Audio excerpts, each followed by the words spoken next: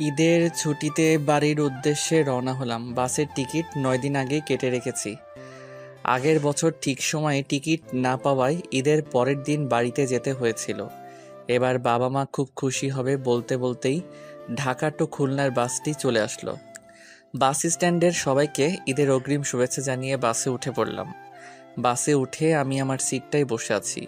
হঠাৎ একটি মেয়ে এসে আমাকে বলল, আসসালামু আলাইকুম। ওয়ালাইকুম আসসালাম, কিছু বলবেন? জি, আপনার পাশের সিটটা আমার। আপনি যদি একটু উঠে দাঁড়াতেন তাহলে ভালো হতো। অবশ্যই। আমি উঠে একটু সরে দাঁড়ালে মেয়েটি গিয়ে তার সিটে বসে পড়ল। তারপর আমি আমার সিটটায় বসে একটা দীর্ঘশ্বাস নিলাম। বাস চলতে শুরু করলো তার উক্ত গন্তব্যে নিজ গতিতে। তৎক্ষণাৎ আমার খেয়াল গেল আমার পাশের সিটে বসে থাকা সেই মেয়েটির উপর। মেয়েটির পা থেকে মাথা অবধি তাকিয়ে দেখি পুরো শরীরটা ঢোলাঢালা বোরকার আবরণে ঢাকা, হাতে পায়ে মোজা। দেখে বোঝা যাচ্ছে না মেয়েটি আসলে যুবতী নাকি বৃদ্ধা। তারপর ভাবলাম, তখন তো মেয়েটির কণ্ঠ শুনতেছিলাম, অল্প বয়সী যুবতীই হবে। বাস চলছে, জানালার কোণ ঘেঁষে দমকা বাতাস বয়ে যাচ্ছে। মেয়েটি তার নিকাবের উপরের পাটটি উঠিয়ে ফেলল। এখন তার চোখ দুটি খুব ভালোভাবেই দেখা যাচ্ছে। শ্যামলা বর্ণের বড় বড় হরিণী চোখ দুটি ঘন গাঢ় কাজলে খুব মায়াবতী দেখতে লাগছে। মেয়েটির চোখ দুটি থেকে আমি যেন চোখ সরাতেই পারছি না। জানালার ফাঁক দিয়ে সূর্যের আলো এসে মেয়েটির চোখ ছুঁয়ে আছে। সূর্যের এই আলোক রশ্মিতে যেন মেয়েটির চোখ দুটি আরো উজ্জ্বল দেখতে লাগছে। আমি মেয়েটির চোখের পানে এক অপলক দৃষ্টিতে চেয়ে আছি।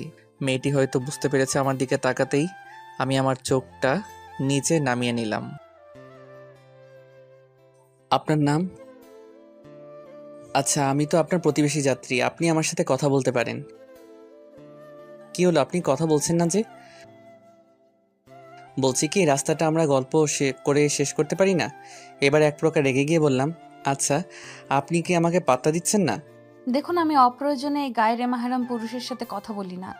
এতে আপনার এবং আমার দুইজনের জন্যই ক্ষতি। মনে মনে বললাম, যাক, এতক্ষণে মেয়েটি তার মুখ ফুটে কথা বলল। জি, আপনার কথা আমি বুঝলাম না। না বোঝার তো কিছু নেই। আপনি মুসলমান তো?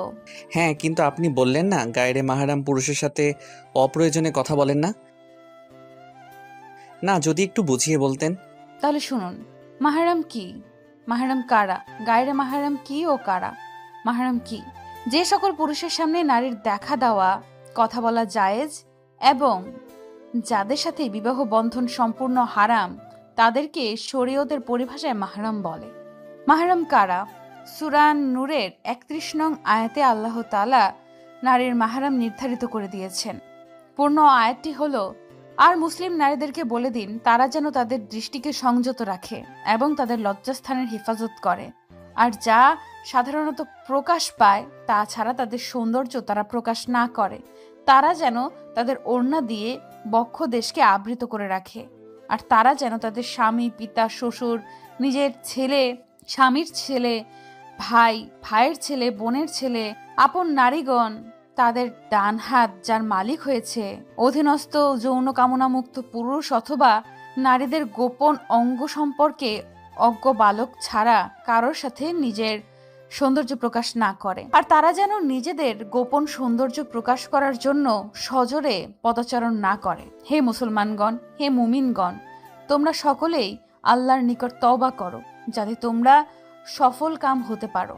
সূরা নূর। গায়রে মাহরাম কি? যে সকল পুরুষের সামনে যাওয়া নারীর জন্য শরীয়তে জায়েজ নয় এবং যাদের সাথে বিবাহ বন্ধন বৈধ তাদেরকে গায়রে মাহরাম বলে। বস্তুত গায়রে মাহরামের সামনে একান্ত অপারগ হয়ে যদি যাওয়াই লাগে তবে নারী পূর্ণ পর্দা করে সামনে যাবে। গায়রে মাহরাম কারা? মাহরাম বাদে সমস্ত বিশ্বে, মহাবিশ্ব যত পুরুষ আছে সব গায়রে মাহরাম।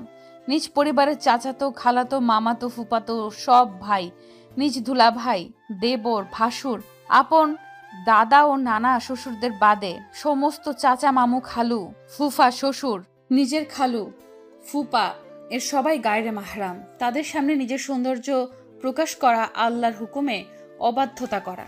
মাহরাম ছাড়া সকল পুরুষের সামনে পর্দা করতে হবে। ১. স্বামী, দেখা দেওয়া সৌন্দর্য প্রদর্শনের প্রেক্ষিতে মাহরাম। পিতা, দাদা, নানা ও তাদের ঊর্ধ্বনত পুরুষগণ। ৩. শ্বশুর, আপন দাদা ও নানা শ্বশুর এবং তাদের ঊর্ধ্বনত পুরুষগণ, আপন ছেলে, ছেলের ছেলে, মেয়ের ছেলে ও তাদের ঔরসজাত পুত্র সন্তান ও আপন মেয়ের স্বামী, স্বামীর অন্য স্ত্রীর গর্ভজাত পুত্র।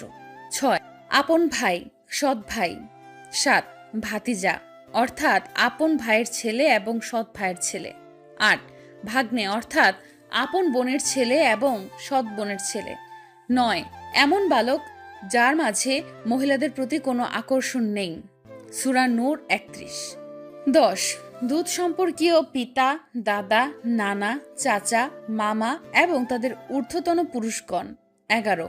দুধ ভাই, দুধ ভাইয়ের ছেলে, দুধ বোনের ছেলে এবং তাদের ঔরসজাত যে কোনো পুত্র সন্তান।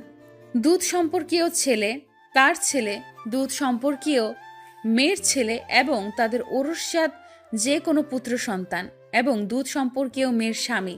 বুখারী শরীফ হাদিস নং 5099, মুসলিম শরীফ হাদিস নং 1144।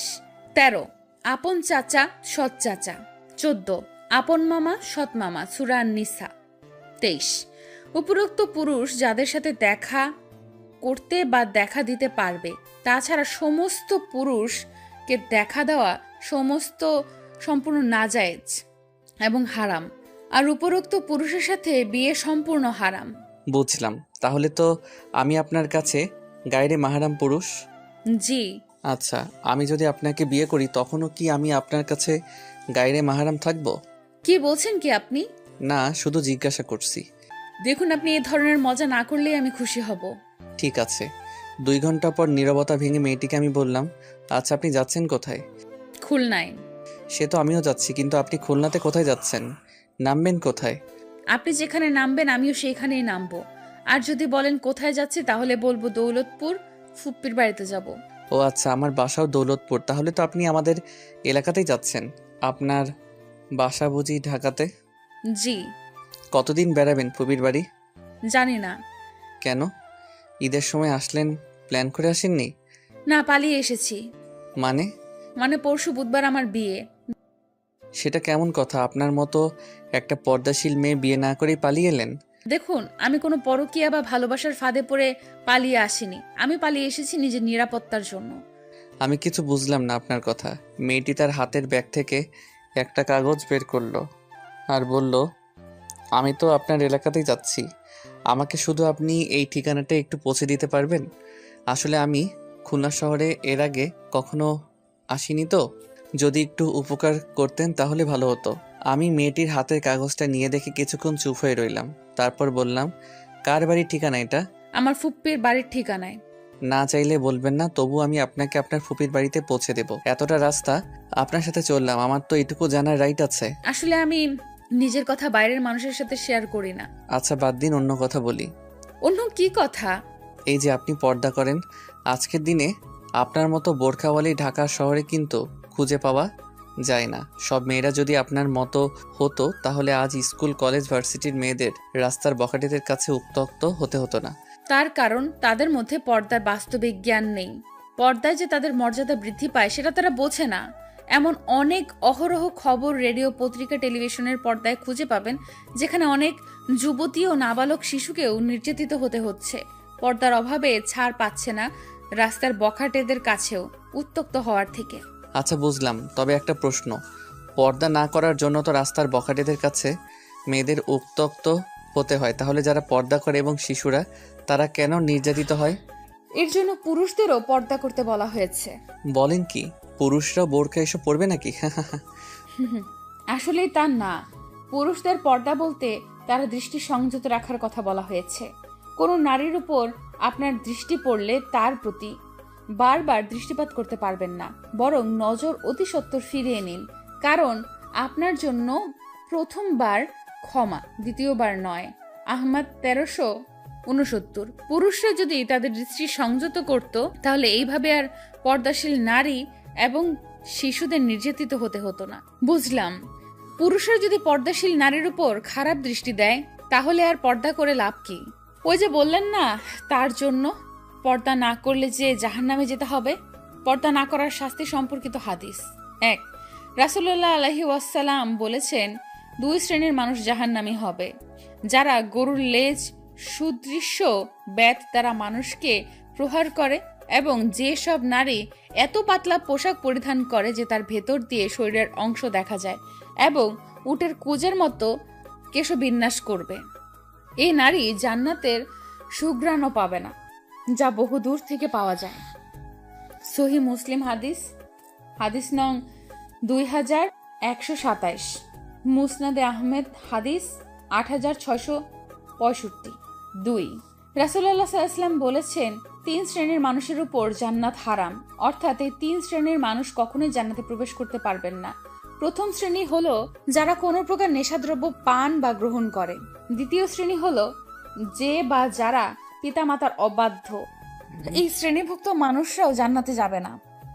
তৃতীয় হলো দায়ুস, ওই দায়ুস ব্যক্তি যে তার পরিবারে পর্দা প্রথা চালু রাখেনি, পরিবারের সদস্যদের মাঝে বেপর্দা ছিল, বেহায়াপনা ছিল, কিন্তু সে বাধা প্রদান করেনি। পরিবারের কর্তা হিসেবে বেপর্দা বেহায়াপনা বন্ধ না করার জন্য এই শাস্তি পাবে সে। মুসনাদে আহমেদ 2/69। তৃতীয়ত, আর সুগন্ধি আকর্ষণের এমন একটি মাধ্যম যা দৃষ্টি অনবত ব্যক্তিকেও আকৃষ্ট করে। সুতরাং এই বিষয়ে কতটা সতর্ক থাকা দরকার তা নিজেরাই ভেবে দেখি।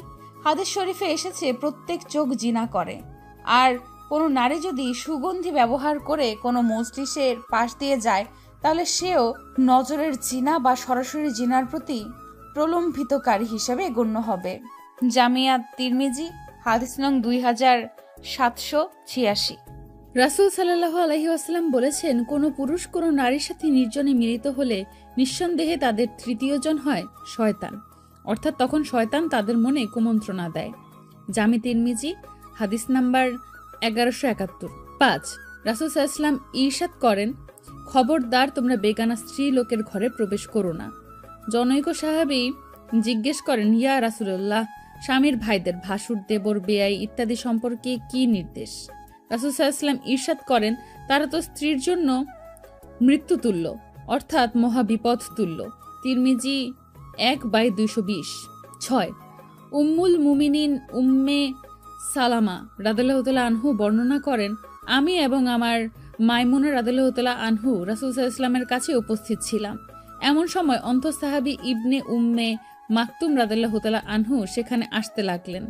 তখন রাসূল সাল্লাল্লাহু আলাইহি ওয়াসাল্লাম বলেন, তোমরা তার থেকে পর্দা করো, আড়ালে চলে যাও। আমি বললাম, ইয়া রাসূলুল্লাহ, তিনি তো অন্ধ, তিনি তো আমাদের দেখতে পাচ্ছেন না। তখন রাসূল সাল্লাল্লাহু আলাইহি ওয়াসাল্লাম বলেন, তোমরাও কি অন্ধ? তোমরা কি তাকে দেখতে পাচ্ছ না? আবু দাউদ 2/568। 7, রাসূল সাল্লাল্লাহু আলাইহি ওয়াসাল্লাম বলেন, নারী হলো গোপনীয় সত্তা। যখন সে ঘর থেকে বের হয় তখন শয়তান তার দিকে দৃষ্টি উঁচু করে তাকাতে থাকে। তিরমিজি 1/222। 8, রাসূল সাল্লাল্লাহু আলাইহি ওয়াসাল্লাম বলেন, আমার পরে নারী ফিতনা, পরীক্ষা, পুরুষদের সবচেয়ে বেশি ক্ষতিগ্রস্ত করবে। বুখারী ও মুসলিম। 9, ব্রুপ্লাক করা ও পরচুলা পরা হারাম। বর্তমান সময়ের ফ্যাশন সচেতন বোনরা অনেকেই ব্রুপ্লাক করে থাকে এবং নানা রঙের নানা ধরনের পরচুলা ব্যবহার করে থাকে, অথচ যারা এমন করে রাসূল সাল্লাল্লাহু আলাইহি ওয়াসাল্লাম তাদেরকে অভিশাপ দিয়েছেন। কাজেই তাদেরকে আল্লাহর ভয়ে এই ধরনের গর্হিত কাজ থেকে বিরত থাকা উচিত। আব্দুল ইবনে মাসুদ রাদিয়াল্লাহু তাআলা আনহু কর্তৃক বর্ণিত, তিনি বলেন, আল্লাহর অভিশাপ হোক সেই সব নারীদের উপর যারা দেহাঙ্গে উল্কি উৎকীর্ণ করে এবং যারা করায়, এবং সেই সবের উপর যারা ভ্রু চেঁচে সরু প্লাক করে, যারা সৌন্দর্য মানসে দাঁতের মধ্যে ফাঁক সৃষ্টি করে, যারা আল্লাহর সৃষ্টির মধ্যে পরিবর্তন আনে। জনৈক মহিলা এ ব্যাপারে তার ইবনে মাসুদের প্রতিবাদ করলে তিনি বলেন, আমি কি তাকে অভিশপ্ত করব না যাকে রাসূল সাল্লাল্লাহু আলাইহি ওয়াসাল্লাম অভিশপ্ততা করেছেন এবং তা আল্লাহর কিতাবে আছে। আল্লাহ বলেছেন, রাসূল যে বিধান তোমাদেরকে দিয়েছেন তা গ্রহণ করো, আর যা থেকে নিষেধ করেছেন তা থেকে বিরত থাকো। সূরা হাসর 7। ইবনে উমার রাদিয়াল্লাহু তাআলা আনহু থেকে বর্ণিত, রাসূল সাল্লাল্লাহু আলাইহি ওয়াসাল্লাম যে মহিলা পরচুলা লাগিয়ে দেয় এবং যে পরচুলা লাগাতে বলে, আর যে মহিলা অঙ্গ প্রত্যঙ্গে উল্কি উৎকীর্ণ করে ও উল্কি উৎকীর্ণ করতে বলে, তাদেরকে অভিশাপ করেছেন। সহিহ বুখারীর 5507 থেকে 5224 নং হাদিস দেখুন। রাসূল সাল্লাল্লাহু আলাইহি ওয়াসাল্লাম বলেছেন, নারীরা হচ্ছে চাদর। যদি সে গৃহের বাইরে যায় তবে শয়তান খুশি হয় তাকে বিভ্রান্ত করতে পারবে বলে। সে নারী আল্লাহর নৈকট্য লাভ করতে পারে না যতটা সে গৃহে থেকে করতে পারত। ইবনে হিব্বান ও ইবনে আবি খুজাইমাহ আলবানী এটাকে সহি বলেছেন। সিলসিলা আস সহিহা 2688। এবং তিনি রাসূল সাল্লাল্লাহু আলাইহি ওয়াসাল্লাম নারীদের মসজিদে সালাত আদায়ের ব্যাপারে উদ্বিগ্ন হয়ে বলেছিলেন, তাদের গৃহই তাদের জন্য উত্তম। আবু দাউদ 567। রাসূল সাল্লাল্লাহু আলাইহি ওয়াসাল্লাম বলেছেন, আমি পুরুষের জন্য নারীর চেয়ে বড় আর কোনো ফিতনা রেখে যাচ্ছি না। আর বনি ইসরায়েলের প্রথম ফিতনাই ছিল নারী সংক্রান্ত। সুতরাং লোকেদের উচিত তাদের পরিবারকে ফিতনা ও ফিতনার উপকরণ থেকে দূরে রাখা। ফাতেহায়ে আল মারাহ আল মুসলিমা 2/981। 12। আবু হুরায়রা রাদিয়াল্লাহু তাআলা আনহু হতে বর্ণিত, রাসূল সাল্লাল্লাহু আলাইহি ওয়াসাল্লাম বলেছেন, মহান আল্লাহ ও শেষ দিবসের প্রতি যে নারী ঈমান রাখে তার মাহরামের সঙ্গ ছাড়া একাকী এক দিন এক রাত দূরত্ব সফর করা বৈধ নয়। সহিহ বুখারী 1088, সহিহ মুসলিম 1339। সব বুঝলাম, কিন্তু এই যে আপনি মাহরামের সঙ্গ ছাড়া একাকী সফরে বের হয়েছেন, তাহলে তো এটাও বৈধ নয়। এটা তাহলে হারাম, যা ইসলাম আপনাকে অনুমতি দেয় না। কিছুক্ষণ চুপ থেকে, কারণ আমি পরিস্থিতির শিকার, আর তাছাড়াও তীব্র প্রয়োজন হারামকে হালাল করে দেয়। কাওয়ায়েদুল ফিকহ কায়দা নং 171। আর আমার বিশ্বাস আল্লাহ আমার অবস্থা বুঝবে এবং ইনশাল্লাহ আমাকে ক্ষমা করবে। লঞ্চ ঘাট পার হয়ে আমরা গিয়ে বাসে উঠলাম। এর মধ্যে আমাদের মাঝে আর তেমন কোনো কথা হয়নি। বাস চলতে শুরু করেছে আর আমরা দুজনেই পাশাপাশি নীরবে বসে আছি। এমন সময় জানালার দমকা বাতাস এসে আমার চুলগুলো হালকা ছুঁয়ে দিয়ে যাচ্ছে। খুব ভালো লাগছে। মনে হচ্ছে এক প্রশান্তির আভাস ফিরে পেয়েছি। চোখ দুটো বন্ধ করে ডুব দিলাম সেই অতীতের 15 বছর আগে। তখন আমি 6ষ্ঠ শ্রেণীতে পড়ি। বাবা প্রবাসী ছিল, তাই আমি আর মা তখন মামার বাড়িতেই থাকতাম। বড়দের খুব সম্মান করতাম। আমি যখন যা আবদার করতাম মামা সব আবদার পূরণ করে দিত। মামার একটি পুচকি মেয়ে ছিল, নাম আরি। সবার খুব আদরের। শুধু আদরের বললেই ভুল হবে, যা পটু না, একবার কথা বলা শুরু করলে আর থামার নাম নেই। ওইটুকু ছোট্ট একটি মেয়ে, তার কথা শুনলে যে কোনো বুড়ো মানুষও টাসকি খেয়ে যাবে। সে একবার ঈদের সময়কার কথা, খুব রমরমাট আয়োজন চলছিল চারিদিকে। সকাল 6টায় ঘুম থেকে উঠেই আমাকে ডাকা শুরু করে দিয়েছে। বলছে, এই আবির ওঠো, ওঠো না, তুমি না বলেছিলে আজ আমায় মেলায় নিয়ে যাবে? আমি ওকে বুঝালাম, দেখো আরি, এত সকালে মেলার কোনো দোকানপাট খুলেনি। সবাই আগে ঈদের নামাজ পড়বে, সেমাই খাবে, সেলামি দিবে, তাই দোকান খুলবে। তুমি আমাকে এখন ঘুমাতে দাও। না না, তুমি আমাকে ঢপ দিচ্ছ। এক্ষুনি আমাকে নিয়ে যাবে তোমার স্কুল মাঠটিতে। আমি যখনই যাব গিয়ে দেখব, তাই তোমার কথা বিশ্বাস করব মেলা হচ্ছে কিনা। কাল সারা রাত ঘুমাইনি আমি মেলায় গিয়ে নাগরদোলায় চড়বো বলে। আর তুমি বলছো এখন যাবে না, তাই না? আমি যাব না। কখন বললাম? আমি তো বলেছি পরে যাব। আর মেলাতে নাগরদোলা আসবে তোমায় কে বলেছে? আমি জানি মেলায় নাগরদোলা থাকে। আগে একটি বার নাগরদোলা এসেছিল তো, তখন তো আমি ছোট ছিলাম, তাই বাবাই উঠতে দেয়নি, বলেছিল পরে যাব। এখন পরে যাব না, তুমি আছো তো, তোমার সাথে উঠে চুপচাপ তোমার হাতটি ধরে বসে থাকবো। একবার আকাশে উড়বো, একবার আকাশ থেকে ঘুরে এসে মাটিতে নামবো। কি মজাটাই না হবে বলো। চলো চলো। আমি তো ওর কথা শুনে হাত পা ছুটিয়ে হাসা শুরু করেছি। আর ঘুমিয়ে কি হবে? এই পুচকি আমায় ঘুমাতে দিলে তো, তার থেকে বরং গিয়ে দেখি আনি। গিয়ে দেখি মাঠ খালি। সবে কয়েকটি দোকান বসেছে কসমেটিক্সের, সেইগুলো কাপড় দিয়ে ঢেকে রাখা আছে। আশেপাশে কাউকে দেখা যাচ্ছে না। দেখেছো সব দোকান বন্ধ। এখন বাড়ি চলো। তখন মুখ কালো করে বাড়ি চলে আসলো। আমার খুব খারাপ লাগছিল ওর অমন চেহারাটা দেখে। জানুয়ারিতে আরিকে স্কুলে ভর্তি করা হলো। রোজ একসাথে স্কুলে যেতাম। একদিন স্কুলের সামনে একটি লোক ভ্যানে করে আখ নিয়ে বসেছিল। ওর যখন ছুটি হয় তখন আমার টিফিন। সেদিন ক্লাসে কারো পড়া হয়নি। আমাদের সবাইকে স্যার কান ধরে বেঞ্চের উপর দাঁড় করিয়ে রেখেছে। টিফিনের ঘন্টা বেজে ওঠার পরও স্যার ক্লাস থেকে যায়নি। হঠাৎ ক্লাসরুমের দরজার সামনে এসে, এই আবির, তোমরা সবাই ওই রকম করে কান ধরে দাঁড়িয়ে আছো কেন? এটা আবার কেমন পিটি করছো তোমরা সবাই? এ কি আরি, দেখছো না স্যার ক্লাসে আছে? এখন এখান থেকে যাও। যাব, তার আগে আমাকে 5 টাকা ধার দাও তো, আমি আখ খাবো। বাড়িতে গিয়ে বাবাইকে বলে তোমার টাকাটা আমি দিয়ে দেব। সবাই হাসছে ওর কথা শুনে। স্যারও কিছু বলেনি, পুচকি মেয়ে বলে কথা।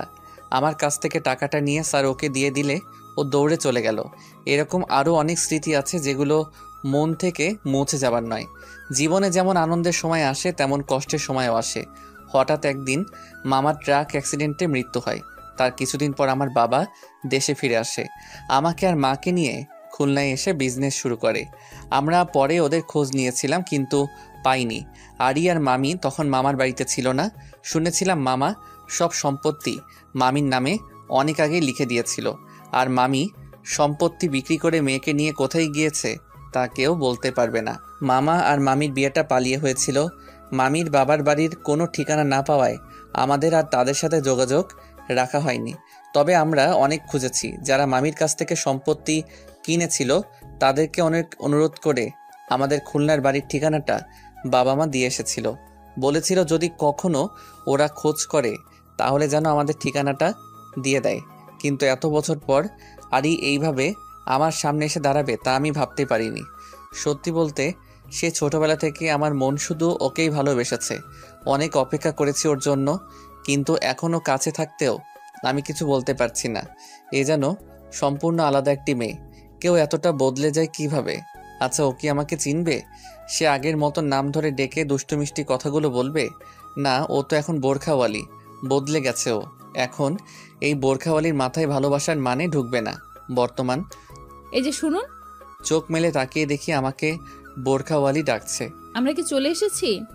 তাকিয়ে দেখি বাসের সব যাত্রী নেমে যাচ্ছে। বাসের জানালায় উকি দিয়ে দেখি বাস নতুন রাস্তায় এসে দাঁড়িয়েছে। এখান থেকে বাস আর যাবে না। হ্যাঁ, আমরা এসে গেছি, নামুন। আপনি সরলে তো নামবো। ও হ্যাঁ, সরি। আমি সিট থেকে উঠে উপর থেকে ব্যাগগুলো নামালাম। তারপর বাস থেকে নেমে একটি রিক্সা ডাকলাম। যদিও রিক্সাতে বোরখাওয়ালি উঠতে চাইনি, বলেছিল ইজি বাইকে যাবে, কিন্তু আমি বোঝালাম এতগুলো ব্যাগ নিয়ে ইজি বাইকে গেলে মেইন রোডে গিয়ে নামিয়ে দেবে, তার থেকে বরং রিক্সাতে করে যাই। বাড়ির সামনে নামালে ব্যাগগুলো বয়ে নেওয়ার ধকল থাকবে না। পুরুষ মানুষের এতগুলো ব্যাগ লাগে? আরে, এতে কি শুধু আমার কাপড় নাকি? বাড়ির সকলের জন্য ঈদের কাপড়ও আছে। দুজনে একটা দোতলা বিল্ডিংয়ের সামনে এসে রিক্সা থেকে নামলাম। নিন, এসে গেছি আপনার ফুপির বাড়িতে। আপনাকে কি বলে যে ধন্যবাদ দেব জানি না, আর কোনো দিন দেখা হবে কিনা। তবে আল্লাহর যেন আপনার সাথে ভালো হয়। ভালো থাকবেন, আসি, আল্লাহ হাফেজ। পেছনের দিকে আর ঘুরে তাকালো না, সোজা হেঁটে গেটের কাছে গিয়ে কলিং বেল বাজালো। আমি আধা ঘন্টা পর বাড়িতে ঢুকলাম। গিয়ে দেখি বাড়ির মেইন দরজাটা খোলা, কোনো সারা শব্দ কিচ্ছু নেই। আমার পায়ের শব্দ পেয়ে কেউ একজন এগিয়ে আসলো। দেখি ছোট বোন রেখা। মায়ের রুমের দরজাটা হালকা করে ভিজিয়েই আমাকে দেখে দৌড়ে এসে আমার হাত থেকে ব্যাগগুলো কেড়ে নিয়ে, আমাদের জন্য কি কি এনেছিস রে ভাইয়া? এই তো তোদের জন্য ঈদের কাপড় শর্ত। আমি ওর সাথে কথা বলছি আর এদিকে ওদিকে তাকিয়ে খুঁজছি বোরখাওয়ালি গেল কোথায়। কি রে ভাইয়া, অভাবে কাকে খুঁজছিস তুই? ওইভাবে গা ঝাড়া দিয়ে কেন কথা বলছিস? কই না তো, বাবা মাকে দেখছি না। বাবা মা কোথায় রে? বাবা এখনো বাড়িতে ফিরেনি, আর মা রুমে আছে, সাথে আরিয়া আপু। কি ভাবছিস আরিয়া আপুকে?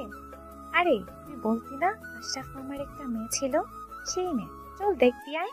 বলে আমার হাত ধরে টানতে টানতে মায়ের রুমে নিয়ে যায়। মা দেখো, আবির ভাইয়া এসেছে। গিয়ে দেখি বিছানায় মায়ের কোলে মাথা রেখে বোরখাওয়ালি শুয়ে আছে আর মায়ের চোখে পানি। আমি যেতেই বোরখাওয়ালি উঠে বসে আমাকে দেখে অবাক। আপনি? মা রেখা দুজনেই প্রশ্ন করলো। কি হলো? রেখার মুখে ভাইয়া শব্দটা শুনে ও হয়তো বুঝে গেছে আমি আবির। এটা কি তোমার ছেলে ফুপি? হ্যাঁ, কেন? তোমার ছেলেটা খুব পচা ফুপ্পি। আজ সারাটা রাস্তা সেই ঢাকা থেকে খুলনা পর্যন্ত আমার সাথে আমার পাশের সিটে বসে একই বাসে করে এসেছে। আমি তোমাদের বাড়ির ঠিকানা দিয়েছিলাম, আমার নামও বলেছিলাম আমার ফুপ্পির বাড়িতে যাব, কিন্তু আমাকে একবারের জন্য নিজের পরিচয়টা দিল না। কেন এমন করলো? আমি তখন কি বলবো বুঝতে পারছিলাম না, তবুও নিঃসংকোচে বললাম, সরি আরি, আসলে আমি তোমাকে প্রথম দেখে চিনতে পারছিলাম না। পরে যখন চিনলাম তোমাকে, আমি তোমার সম্পর্কে জিজ্ঞাসা করেছিলাম, তুমি তো আমাকে কিছুই বলনি। পরিচয় না জেনে কিভাবে? আচ্ছা ঠিক আছে, সরি বলার কোনো দরকার নেই। বলেই রুম থেকে বেরিয়ে গেল। মেয়েটা এখনো সেই বোরখা পরেই আছে, চেঞ্জ করেনি। কি হলো মা, ও কি এই বোরখা পরেই সারা জীবন থাকবে নাকি? আরে কথা বলতে বলতে চেঞ্জ করার সময় পাইনি। এখানে আয়, আমার কাছে বস, তোর সাথে আমার কিছু কথা আছে। বসতে বসতে বললাম, কি কথা? পরশু তো তোর মেয়ে দেখতে যাওয়ার কথা, ভুলে গেলি?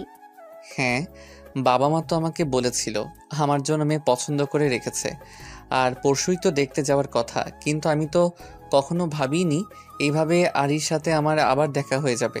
কি করব এখন আমি? কি রে, কি ভাবছিস? মা, অপরাধ নিও না, আমি এখন কোনো বিয়ে টিয়ে করতে পারবো না। কেন? বড় হয়েছিস, ভালো জব করছিস, তাহলে বিয়ে করতে অসুবিধা কোথায়? মা, আমাকে আর কিছুদিন সময় দাও, তারপর। দেখ, মেয়েটাকে দেখে আসতে তো সমস্যা নেই, প্রথমে তুই দেখ, তারপর না হয় পছন্দ হলে সেইভাবে পাকা কথাবার্তা বলে সময় নিয়ে পরে বিয়ে করিস। আমি হ্যাঁ না কিছুই বলিনি। মায়ের রুম থেকে বেরিয়ে এসে ড্রয়িং রুমে গিয়ে দেখি সোফায় বোরখাওয়ালি বসে আছে। আমি গিয়ে পাশে বসলাম। কি হলো, এখনো আপনি এই বোরখা পরেই থাকবেন নাকি? মানে? চেঞ্জ করবেন না? বাসার মধ্যেও বোরকা পরে থাকবেন? সেই তো তুমি করেই কথা বলছিলে, এখন আবার আপনিতে ফিরে আসলে যে? এখানে তো আপনার মাহারাম নেই, তাই একান্তে কথা বলতে গিয়ে খারাপ কিছু যেন না ঘটে, তাই আর কি।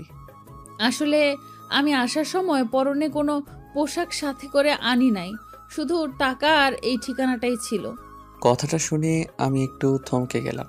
আচ্ছা আরি, মামি কেমন আছে? আর কি এমন হয়েছিল যার জন্য এইভাবে পালিয়ে আসতে হলো? আসলে সেদিন আপনারা খুলনায় চলে আসার পর কিছু লোক এসে বলেছিল বাবাই তাদের কাছ থেকে অনেক টাকা ধার নিয়েছে, সুদ সমেত 15 লক্ষ টাকার মতো দাঁড়ায়। মা সেই সময় কোনো উপায় না খুঁজে পেয়ে সবকিছু বিক্রি করে তাদের সব পাওনা মিটিয়ে আমাকে নিয়ে খালার বাসায় যায়। খালা মাকে একটা চাকরি জোগাড় করে দেয়, আর সেইখানে মা চাকরি করে আমাকে নিয়ে খালার সংসারে ভালোভাবে এত বছর ছিল। 2 বছর আগে মা ইন্তেকাল করেন। তারপর খালা আমাকে আর পড়াশোনা করাতে চাননি। কিছুদিন আগে খালা আমার বিয়ে ঠিক করে এক বিশাল ধনী লোকের সাথে, যারা খুব মডার্ন। খালা বলে দিয়েছে বিয়ে করলে ওই পরিবারেই করতে হবে। খালা বলেছিল ওই পরিবারে বিয়ে হলে আমি নাকি জীবনটা আরাম আয়েশে কাটাতে পারবো। কিন্তু যখন শুনলাম বিয়ে, গায়ে হলুদ, বউ ভাতের দিন আমাকে সংসেজে স্টেজে বসে থাকতে হবে, আর শহর ভর্তি হাজার হাজার নিমন্ত্রণ পরপুরুষের চোখে পড়বে আমার দিকে, তখন আমার মনে হলো এই বিয়েটা করা আমার পক্ষে সম্ভব না। আমি জাহান্নামে যেতে চাই না। আমি চাই না এমন আরাম আয়েশ, চাই না এমন ধনী বর। আমার তো একজন দিনদার স্বামী চাই, যে আল্লাহর ভয়ে আমাকে ভালোবাসবে, আমাকে নিয়ে জান্নাতে যাওয়ার স্বপ্ন দেখবে। ওইখানে বিয়ে হলে আমি আল্লাহর পথে ঠিকভাবে চলতে পারতাম না। আমি আল্লাহকে খুব ভয় পাই। আমার যে যাওয়ার কোনো জায়গা নেই, আপন বলতেও তো আমার আর কেউ ছিল না দুনিয়াতে। 2 দিন আগে আমার পুরনো বাড়িটাতে ঘুরতে গিয়েছিলাম, যেখানে আমার বাবাই আর মায়ের স্মৃতি মিশে আছে। আছে আমার ছোটবেলার সেই সুন্দর দিনগুলো মিশে। ওইখানে গিয়ে কথায় কথায় এক বৃদ্ধা মহিলা আমাকে আপনাদের বাড়ির ঠিকানাটা দেয়। তারপর আর কিছু না ভেবে পেয়ে কিছু টাকা আর এই ঠিকানাটা নিয়ে এখানে পালিয়ে চলে আসি। আমি জানি না আমার এইভাবে পালিয়ে আসা ঠিক হয়েছে কিনা। আমি এটাও জানি না এখন আমার কি করা উচিত। তবে এতটুকু জানি, আমি যা করেছি আল্লাহ সেটা বুঝবে। ওর কথাগুলো শুনে আমি খুব চিন্তায় পড়ে গেলাম। ভাবলাম, যেই রকম জীবনসঙ্গীও চাই, আমি তো তার কিছুই না। ঠিকমতো 5 ওয়াক্ত নামাজটাই আদায় করা হয় না। কিভাবে ওকে বলবো আমি কতটা ভালোবাসি, ওর সাথে সারা জীবন কাটাতে চাই। কিছুক্ষণ পর, আচ্ছা আপনি তাহলে এখন কি পরবেন? কাপড় চোপড় কিছুই তো আনেননি। রেখার সালোয়ার আপনার গায়ে খাটবে না। আমি কি মাকে একটা শাড়ি দিতে বলবো? না, আমি শাড়ি পরবো না। শাড়িতে সঠিকভাবে পর্দা রক্ষা হয় না। তার থেকে আমি এইভাবেই ঠিক আছি, কোনো অসুবিধা হচ্ছে না আমার। আশ্চর্য, এইভাবে বোরকা পরে কতক্ষণ থাকবেন আপনি? আমি পারবো, সে আপনার চিন্তা করা লাগবে না। কিছুক্ষণ পর আমি মায়ের রুম থেকে মায়ের বোরকাটা এনে দিলাম। নিন, গোসল করে এটা পরে নিন। সন্ধ্যায় ইফতার শেষে মসজিদ থেকে নামাজ পড়ে বের হলাম ডাক বাংলা শপিং মলের উদ্দেশ্যে। এই দিনটাই শপিং মলে প্রচুর ভিড় থাকে, হবেই না বা কেন। কাল যে ঈদ, চারিদিকে মানুষ গজগজ করছে। অনেক ঠেলাঠেলির মধ্যে দিয়ে একটি দোকানে গিয়ে বসলাম। গিয়ে বললাম, আমাকে কিছু 3 পিস দেখান তো ভাই। সেখান থেকে 5টা ফুল হাতার লং সালোয়ার কামিজ কিনে নিয়ে বাড়িতে চলে আসলাম। বাড়ি এসে দেখি মা ব্যাগ থেকে বাজার নামিয়ে ডালাতে সাজিয়ে রাখছে, আর বাবা খাতা কলমে হিসাব করছে কত টাকা খরচ হলো। রেখার ঘরে গিয়ে দেখি পাশের বাসার ভাবিরা হাতে মেহেন্দি দিচ্ছে, আর বোরখাওয়ালি মেহেন্দি ডিজাইনের বইটা নিয়ে নাড়াচাড়া করছে। আমি গিয়ে শপিংয়ের ব্যাগগুলো রেখার সামনে রেখে বললাম, তোর আরিয়া আপুকে নিয়ে দর্জির কাছে মাপ দিয়ে আসিস। কতদিন এইভাবে বোরকা পরে থাকবে? সময়টা রাত 11টার কাছাকাছি। খাওয়া দাওয়া শেষে ছাদে এসে দাঁড়িয়ে ওই বিশাল আকাশটাকে দেখছি। আকাশের ছোট্ট নবচাঁদটা বড়ই সুন্দর লাগছে দেখতে। ইচ্ছে করছে এই রাতটা আমার মায়াবতীকে সাথে নিয়ে কাটিয়ে দিতে। আজ কেন জানি না ওর প্রত্যাবর্তন আমাকে আরও বেশি অনুভব করাচ্ছে। ওকে কাছে পেতে খুব ইচ্ছে করছে, কিন্তু সাহস হচ্ছে না কিছুতেই ওকে বলতে কতটা ভালোবাসি। ও যদি না বলে দেয়। হঠাৎ পিছন থেকে কারো হাতের নরম স্পর্শ অনুভব করলাম আমার কাঁধে। গড়িয়ে তাকিয়ে দেখি আরি। আমার মনে আর কোনো বাদ মানছে না। এতক্ষণ তো আমি ওকে নিয়েই ভাবছিলাম। এই চাঁদনি রাতে হালকা আলোর ঝলকানিতে ওকে হঠাৎ এভাবে দেখে আমার খুব কাছে পেতে ইচ্ছে করছে। এই অন্ধকার রাতে ছাদে এভাবে একা দাঁড়িয়ে কি করছেন? ওই আকাশটাকে দেখছি আর আর কি? তোমার কথা ভাবছি। আবেগের বশে আমি কি বলে যাচ্ছি তা নিজেও জানি না। মানে? জানুয়ারি, সেই ছোটবেলায় তোমার দুষ্টু মিষ্টি কথাগুলো আমার শুনতে খুব ভালো লাগতো। যেদিন শুনলাম তুমি আর মামি হারিয়ে গিয়েছো, সেদিন আমার খুব কষ্ট হচ্ছিল। বুকের ভেতরটা শূন্যতায় ভরে গিয়েছিল। তখন থেকেই এই আকাশটার দিকে তাকিয়ে থাকতাম আর তোমাকে ভাবতাম। তুমিও তো কোথাও না কোথাও এই আকাশটার নিচেই ছিলে। আমার মনের সব জমানো কথা এই চারটার কাছে শেয়ার করতাম আর বলতাম তোমাকে গিয়ে বলতে আমার কথা। এত বছরে তুমি অনেক বড় হয়ে গেছো, অনেকটা বদলেও গেছো। আমি জানি না এখন তুমি দেখতে কেমন হয়েছো, শুধু জানি তুমি হিনা এই আমার জীবনটাই ব্যর্থ। কি বলছেন এসব আপনি? সত্যি বলছি আরি, বিশ্বাস করো। আমি তোমাকে খুব ভালোবাসি আর তোমাকে বিয়ে করতে চাই। আমি জানি না আমি তোমার মনের মতো হতে পারবো কিনা, তবে তুমি চাইলে আমাকে তোমার মনের মতো করে গড়ে তুলতে পারবে। আমাকে একটা সুযোগ দাও প্লিজ। আমি এখানে আপনাকে একটা গুরুত্বপূর্ণ কথা বলতে এসেছিলাম, আর এসে আপনার মুখে যা শুনছি আমি সত্যিই অবাক হচ্ছি খুব। কি বলতে এসেছিলে? এখন আপনাকে আমার আর কিচ্ছু বলার নেই। বলেই চলে গেল। ওর এভাবে চলে যাওয়া দেখে আমার হুঁশ ফিরল। কি বললাম এসব আমি? আবেগের বশে আমি তো সব বলে ফেললাম। ও রেগে যাবে না তো? শিট, আমি একটু নিজের ভিতরের আবেগটা কন্ট্রোল করে রাখতে পারলাম না। যদি আমার সাথে আর কথা না বলে, কি করব এখন আমি? সারাটা রাত জেগে কাটিয়ে দিলাম। সকালে বাবার সাথে ঈদের নামাজ পড়ে এসে রুমে যাব, তখন বাবা আর মা আমাকে নিয়ে তাদের রুমে বসলো আগামীকাল মেয়ে দেখতে যাওয়ার কথা বলতে। আমি তো বাবা মাকে অনেক বুঝিয়েছি, এবার তারা আর ছাড়ার পাত্র না। আমার মাথায় কিছুই খেলছে না। সব কিছু যে আমি গুলিয়ে ফেলছি। দুহাত জোর করে বাবা মাকে বোঝালাম, প্লিজ আমাকে তোমরা আর বিয়ের কথা বলো না, আমার এসব শুনতে ভালো লাগছে না। বলেই বাবা মায়ের রুম থেকে বেরিয়ে আসবো, ঠিক তখনই আরই পাশ কেটে বাবা মায়ের রুমে ঢুকলো। ওকে দেখে ভাবলাম কাল রাতের জন্য ওকে সরি বলতে হবে। রুমের বাইরে দাঁড়িয়ে থাকি, ও বের হলেই তখন বলবো, তাই দাঁড়িয়ে ওর অপেক্ষা করছি। আর ভেতরে মায়ের সাথে ওর কথা চলছে। কি হলো ফুপ্পি, ওইভাবে বসে আছো কেন? রান্না বান্না করবে না নাকি? শুধু সেমাই খেয়েই সারাদিন থাকা যায়?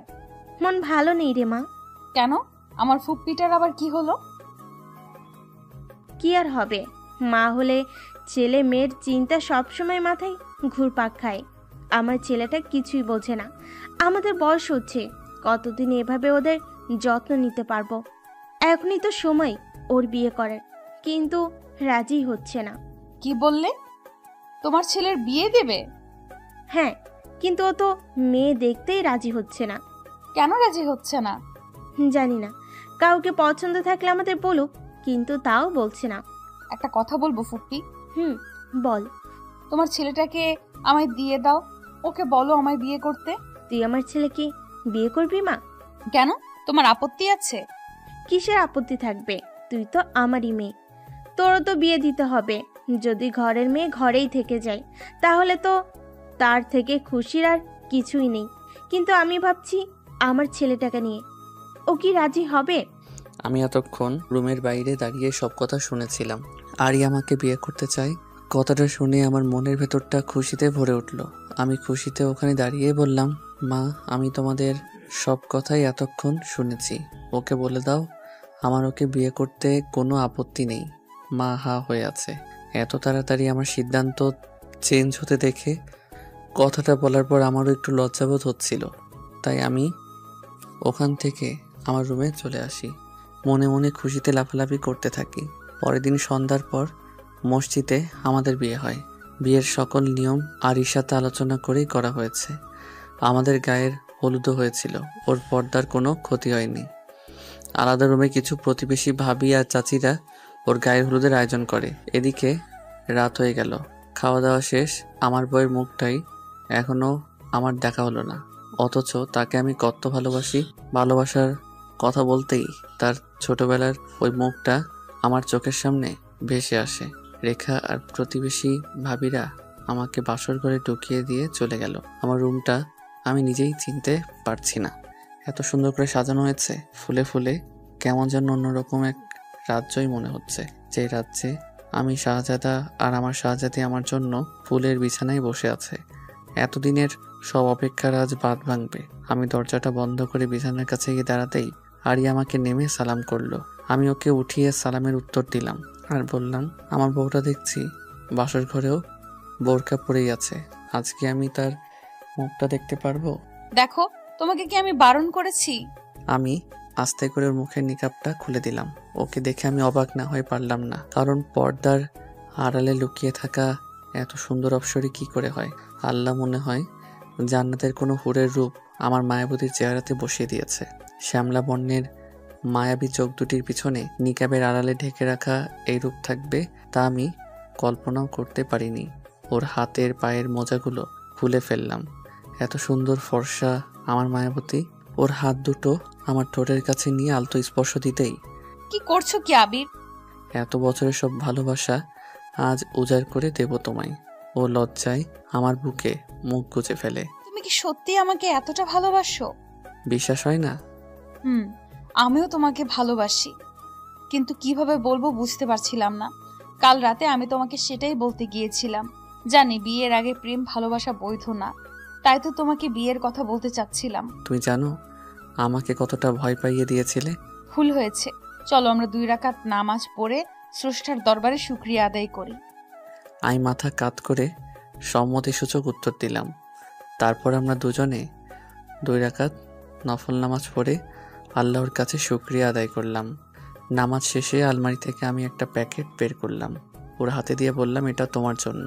ও প্যাকেটটি খুলেই দেখে একটি লাল বেনারসি। আমি আমার বউটাকে আজ বউ সাজে দেখতে চাই। এখন শাড়ি পরতে হবে? এখন আমি তোমার সামনে, আমার সামনে তুমি শাড়ি পরে আসতেই পারো। সে তুমি ঠিক বলেছো, কিন্তু আমি তো শাড়ি কখনো পরিনি। পরনি, আজ পরবে। তুমি বুঝতে পারছো না, আমি পারি না শাড়ি পরতে। অন্য কোনো হুশ, চুপ। আমি তোমাকে আজই শাড়িতে দেখতে চাই। যাও, এগুলো ওয়াশরুম থেকে পরে এসো। শাড়িটা কে পরিয়ে দেবে শুনি? আমি। তুমি শাড়ি পরাতে পারো নাকি? দেখি চেষ্টা করে পারি কিনা। ও চেঞ্জ করে আমার সামনে এসে এখন কি করব? শাড়িটা ওর হাতে ধরিয়ে দিলাম। তুমি পারো তো? এত কথা বলো কেন? আমি নিজের হাতে শাড়ি পরিয়ে ওকে আয়নার সামনে নিয়ে গেলাম। শাড়ির আঁচলটি ওর মাথায় তুলে দিয়ে বললাম, কত সুন্দর লাগছে আমার বউটাকে। আয়নাতে ওর মুখটা দেখে মনে হলো লজ্জা পেয়েছে। আমি ওকে বললাম, ছাদে যাবে? এখন? বাড়ির সবাই ঘুমিয়ে পড়েছে এতক্ষণে। গিয়ে কি হবে? ওই 4টাকে জানাতে হবে না তুমি আমার হয়েছো। ও মুচকি হেসে আমার হাত ধরে বলল, চলো। তারপর আমরা দুজন ছাদে গিয়ে ওই আকাশটার দিকে তাকিয়ে অনেকক্ষণ কথা বললাম। আখ খাবে? মানে? তুমি আখ খেতে ভালোবাসো তো, তাই এনে রেখেছি। দাঁড়াও, আনছি। কিছুক্ষণ পর ওর হাতে একটা আখ ধরিয়ে দিলাম। তারপর আখ খেতে খেতে অনেকটা সময় কথা বলতে লাগলাম দুজন। ও বলল, আমার এখন খুব ঘুম পাচ্ছে আবির। আমি ওকে তখন কোলে তুলে নিয়ে রুমে চলে গেলাম। তারপর দরজাটা বন্ধ করে নিজেকে ওর মাঝে বিলিয়ে দিলাম। এত বছর যত অপেক্ষার সব অবসান ঘটলো, আর আমার ভালোবাসা পেল পূর্ণতা। 2 দিন পরে আমরা বাড়ির সবাই মিলে আবিরের খালার বাসায় গেলাম। ওর খালা প্রথমে একটু রেগেছিল, ওর ওভাবে পালিয়ে যাওয়ার ওনাকে অনেক অনেক অপদস্থ হতে হয়েছিল পাড়া প্রতিবেশীদের কাছ থেকে, কিন্তু বাবা মা অনেক বোঝানোর পর উনি আমাদের মেনে নিয়েছে আর বিবাহিত জীবনের জন্য অনেক দোয়াও করেছে। বাবা মা আর রেখা চলে আসার পর অফিসের পাশে একটা ফ্ল্যাট ভাড়া নিয়ে সেখানে আমরা দুজন খুব সুন্দরভাবে নিজেদের ছোট্ট একটি সংসার গুছিয়ে ফেলি। খুব অল্প সময় আমাকে আরই নিজের মনের মতো করে গড়ে তোলে। ওর সাথে থাকতে থাকতে 5 ওয়াক্ত নামাজ পড়তেও অভ্যস্ত হয়ে গেছি। কোনো ওয়াক্ত নামাজ মিস হলে কাজা না পড়া অবধি বউ আমায় খেতে দেয় না। আমাকে বলে দাড়ি রাখলে নাকি আমাকে দেখতে খুব সুন্দর লাগবে। কি আর করার, বউকে খুশি করতে আমি দাড়ি রাখতেও শুরু করলাম। বিয়ের 6 মাস পর একদিন আমি অফিসে থাকা অবস্থায় ফোন দিয়ে খুশির সংবাদ দেই আমি বাবা হতে চলেছি। আমার ইচ্ছা হচ্ছিল তখনই আমার বউটার কাছে ছুটেই চলে যাই। রাতে বাড়ি ফিরে ওকে কোলে তুলে ছাদে নিয়ে যাই, আর সেখানেই বাবুটা আসার পর কি করব দুজন আলোচনা করতে করতেই রাতটা কাটিয়ে দিই। মাকে খুশির সংবাদটা দিলাম, মাও খুশিতে আর থাকতে পারলো না। 2 দিন পরই মা এসে আরিকে খুলনায় নিয়ে যায়। এই সময় তো মেয়েদের অনেক যত্নের প্রয়োজন। আমি থাকি সারাদিন অফিসে, ওর যত্ন ঠিকমতো নিতে পারবো না, তবে দিনের মধ্যে 7-8 বার সময় করে ফোনে খোঁজ নেই। রাতে কথা বলতে বলতে ঘুমিয়ে পড়ি, আর ঘুম ভাঙে ফজরের সময় ওর ফোনে রিংটনের শব্দে। মায়ের সাথে যখনই কথা হয় ও সময় মতো খেলো কি না, নিজের যত্ন নিল কি না, এসব বারবার জানতে চাই বলে মা হয়তো রেগে যায় আমার উপর। কিন্তু কি করব, খুব ভালোবাসি যে ওকে। আজ আমার বিয়ের 1 বছর 5 মাস পূর্ণ হলো, আর আজ আমার একটা ছোট্ট ফুটফুটে মেয়ে হয়েছে। আরিকে সবসময় বলতাম আমার মেয়ে হলে তোমার মতোই বোরকাওয়ালি বানাবো। আজ আমি খুব খুশি। অফিসের থেকে ছুটি নিয়ে রওনা হয়েছি খুলনার উদ্দেশ্যে। 19 বছর পর ডায়েরির পাতাগুলো বুঝিয়ে বুকের সাথে চেপে ধরে অঝোর নয়নে কাঁদতে থাকে আয়াত। আয়াতের কষ্টে দম বন্ধ হয়ে আসছে। বাপি, এত ভালোবাসতে তুমি মাম্মামকে? জানো, মাম্মামও তোমাকে খুব ভালোবাসে। এখনো তোমার এই ডায়েরিটা না জড়িয়ে ধরে রাতে ঘুমোতেই পারে না। আমি অনেক চেষ্টা করেছি, মাম্মাম আমাকে ডায়েরিটা ছুঁতেও দেয়নি। বলেছে অন্যের ডায়েরিতে হাত দেওয়া উচিত নয়। আজ মাম্মামকে লুকিয়ে পড়েছি, তার জন্য তবা। তুমি সত্যিই খুব ভালো বাপি। আজ মনে হচ্ছে এই ডায়েরির প্রতিটা পাতার ভাজে ভাজে আমার বাপি মিশে আছে। জানো বাপি, যখন আমি প্রাইমারিতে পড়তাম তখন স্কুল ছুটি হলে সবার বাবা তাদের নিতে আসতো, আর আমার তখন তোমাকে খুব মনে পড়তো। হাই স্কুলে প্যারেন্টস ডেতে বাবা মাকে নিয়ে টিচার্সরা মিটিং করতো, সবাই তাদের বাবা মাকে সাথে করে আনতো। আমার ওদেরকে বাবার আদর খেতে দেখে তখন খুব মন খারাপ হতো। আজ আমি কলেজ পেরিয়ে ভার্সিটিতে উঠেছি, অনেক বড় হয়ে গেছি, তবুও মাম্মাম বলে আমি নাকি এখনো শিশু। মামনি, ভার্সিটির প্রথম দিনে লেট হয়ে যাবে, তাড়াতাড়ি আসো। আয়াতকে ডাকছে তার মা। আসছি মাম্মাম, নিকাবটা বাদলেই হয়ে যায়। মাম্মাম, আমি রেডি। পিছনের থেকে জড়িয়ে ধরে আয়াত তার মাকে বলল, এই তো সোনা মেয়ে আমার, সাবধানে যাবে, আর কারোর সাথে দুষ্টুমি করবে না কিন্তু, একদম লক্ষ্মী মেয়ের মতন থাকবে। আয়াতের মাথায় হাত রেখে বলে, মাম্মাম, আজ আমার বাপিকে খুব মনে পড়ছে। আমাকে একটাবার বাবির ছবি দেখাবে? কথাটা শুনে আরিয়ার বুকের ভেতরটা ব্যথায় চিনচিন করে ওঠে। ও চায় না আয়াত তার বাবার সত্যিটা জানুক। তোমার বাপি বেঁচে নেই, তুমি জানো তো। মৃত ব্যক্তির ছবি দেখতে হয় না, তাই তোমার বাপিরও কোনো ছবি আমি রাখিনি বলে বোঝায় আয়াতকে। সরি মাম্মাম, তোমাকে বাপির কথা মনে করিয়ে খুব কষ্ট দিয়ে ফেললাম। এই প্রমিস, আর কখনো এমনটা করব না। দাদু ভাই, কতক্ষণ বাইরে দাঁড়িয়ে থাকবো? তাড়াতাড়ি এসো, তোমাকে ভার্সিটি ছেড়ে দিয়ে যে আমাকে ফ্যাক্টরি যেতে হবে। আয়াতের দাদু বলল, হ্যাঁ হ্যাঁ, যাবে দাদু ভাই। তোমার দাদু সেই কতক্ষণ হলো রিক্সা নিয়ে দাঁড়িয়ে আছে বাইরে। আয়াতের দাদি কথাটি বলে আয়াতকে সাথে নিয়ে এগিয়ে যেতে গেল। আয়াত চলে যাওয়ার পরই আরিয়া দৌড়ে নিজের ঘরে গিয়ে দরজাটা বন্ধ করে দেয়, আর আবিরের ডায়েরিটা নিজের বাহুতে চেপে ধরে চিৎকার করে কাঁদতে থাকে। আমরা রাখিনি কেন আবির? তুমি কেন এমনটা করলে আমার সাথে? আজ আমি চাইলেও তোমার মেয়েকে সত্যিটা বলতে পারছি না। আমি চাই না তোমার মেয়ে তোমাকে ঘৃণা করুক। হোক না তোমার ডায়েরির প্রত্যেকটা আবেগ মিথ্যা, তবুও আমি তো শুধু তোমায় ভালোবেসেছি, আর তোমার এই ডায়েরির আবেগ মাখা শব্দ চয়নগুলো বিশ্বাস করতে চেয়েছি। তুমি খুব ভালো থাকো, তুমি সুখী থাকলেই যে আমি সুখী। রিকশার বুট ফেলে দীর্ঘ একটা শ্বাস নিয়ে, জানো দাদু, রিকশায় ওঠার মজাটাই আলাদা। প্রকৃতির ঠান্ডা স্নিগ্ধ বাতাস আর একটা শান্তির তৃপ্তি প্রশ্বাস, যা তুমি ওসব দামি গাড়িতে খুঁজে পাবে না। ঠিক বলেছো দাদু ভাই, তুমি না হলে আমি এসব জানতেই পারতাম না। তোমার দাদি তো কখনো এসব বুঝতে চায় না, তার কাছে সব বুড়ো বয়সে হ্যাংলামোপনা। তুমি আছো বলেই না এত কিছু উপলব্ধি করি। দাদি, আর তুমি এত ঝগড়া কেন করো বলো তো? ওটা ঝগড়া না তো দাদু ভাই, ওটা তো আমাদের টুনাটুনির ভালোবাসা। সে তুমি চাই বলো, দাদির থেকে কিন্তু আমি বেশি স্মার্ট। রিক্সা এসে ভার্সিটির সামনে দাঁড়ালো। তো দাদু ভাই, তোমাকে কখন নিয়ে আসবো আমি? সে আমি তোমাকে ক্লাস শেষে ফোন করে জানিয়ে দেব। রিক্সা থেকে নেমে ভার্সিটির ভেতরে যেতে যেতে বলে গেল দাদুকে। আয়াত ভার্সিটির ভেতরে ঢুকেই দু একজনের কাছে ক্লাস কোথায় জিজ্ঞেস করে যেই ক্লাসে ঢুকতে যাবে, দূর থেকে খেয়াল করলো সিনিয়ররা জুনিয়রদের সাথে র্যাগিং করছে। লাবণ্য হচ্ছে র্যাগিং মাস্টার, সাথে তার চেলাপালারাও আছে। নেহাল, রাজ, টমি, মোনা, টিনা এরা একটি ছেলেকে ধরে হাতে ফুল ধরিয়ে দিয়ে বলেছে লাবণ্যকে প্রপোজ করতে। আর লাবণ্য ক্লাসরুমের সামনে একটি বেঞ্চের উপর বসে পায়ের উপর পা তুলে পায়ের পাতা নাচাচ্ছে। দূর থেকে দেখে বুঝতে পারছে আয়াত, মেয়েগুলোর মধ্যে কোনো পোশাক আশাকের ধরন নাই। পরনে শর্টকাট, স্কার্ট আর ছোট ছোট টপস। লাবণ্য চোখে একটা ব্ল্যাক অ্যান্ড হোয়াইট সানগ্লাস আর মাথায় লেয়ার কাট, চুলগুলো উঁচু করে ঝুঁটি বেঁধে রাখা। ঝুঁটির নিচের অর্ধেকটা আবার নীলচে কালার করা। কথা বলছে যেভাবে বডি হেলিয়ে দুলিয়ে, মনে হচ্ছে যেন মাথার ঝুঁটিটা ঘাড়ের এপাশ থেকে ওপাশে গিয়ে পড়ছে। বেচারা ছেলেটার নাজেহাল অবস্থা, সে আর পালাবে কোথায়? পাঁচজনে যে ঘিরে রেখেছে। কি হলো, যা প্রপোজ কর। দেখছিস না লাবু সেই কখন থেকে বসে আছে? মোনা বলল ছেলেটাকে। ছেলেটা হাঁটু গেড়ে বসে দুই হাত জোড় করে অনুরোধ করছে ওদেরকে। দেখ কি বলে, বড় আপু বলে নাকি প্রপোজ করা যাবে না। তাড়াতাড়ি প্রপোজ কর বলছি, তোর পর আমাদের আরো অনেককে স্বাগত জানাতে হবে। রোজ ছেলেটির শার্টের কলার চেপে ধরে বলল কথাটা। আয়াত আর একটু এগিয়ে খেয়াল করলো ক্লাসরুমের সামনে আরও অনেক স্টুডেন্ট লাইন দিয়ে দাঁড়িয়ে আছে। আয়াত বুঝতে পেরেছে এরা সবাই হয়তো নবাগত স্টুডেন্ট। সবাইকে হেনস্থা করার জন্যই ওরা লাইনে দাঁড় করিয়েছে।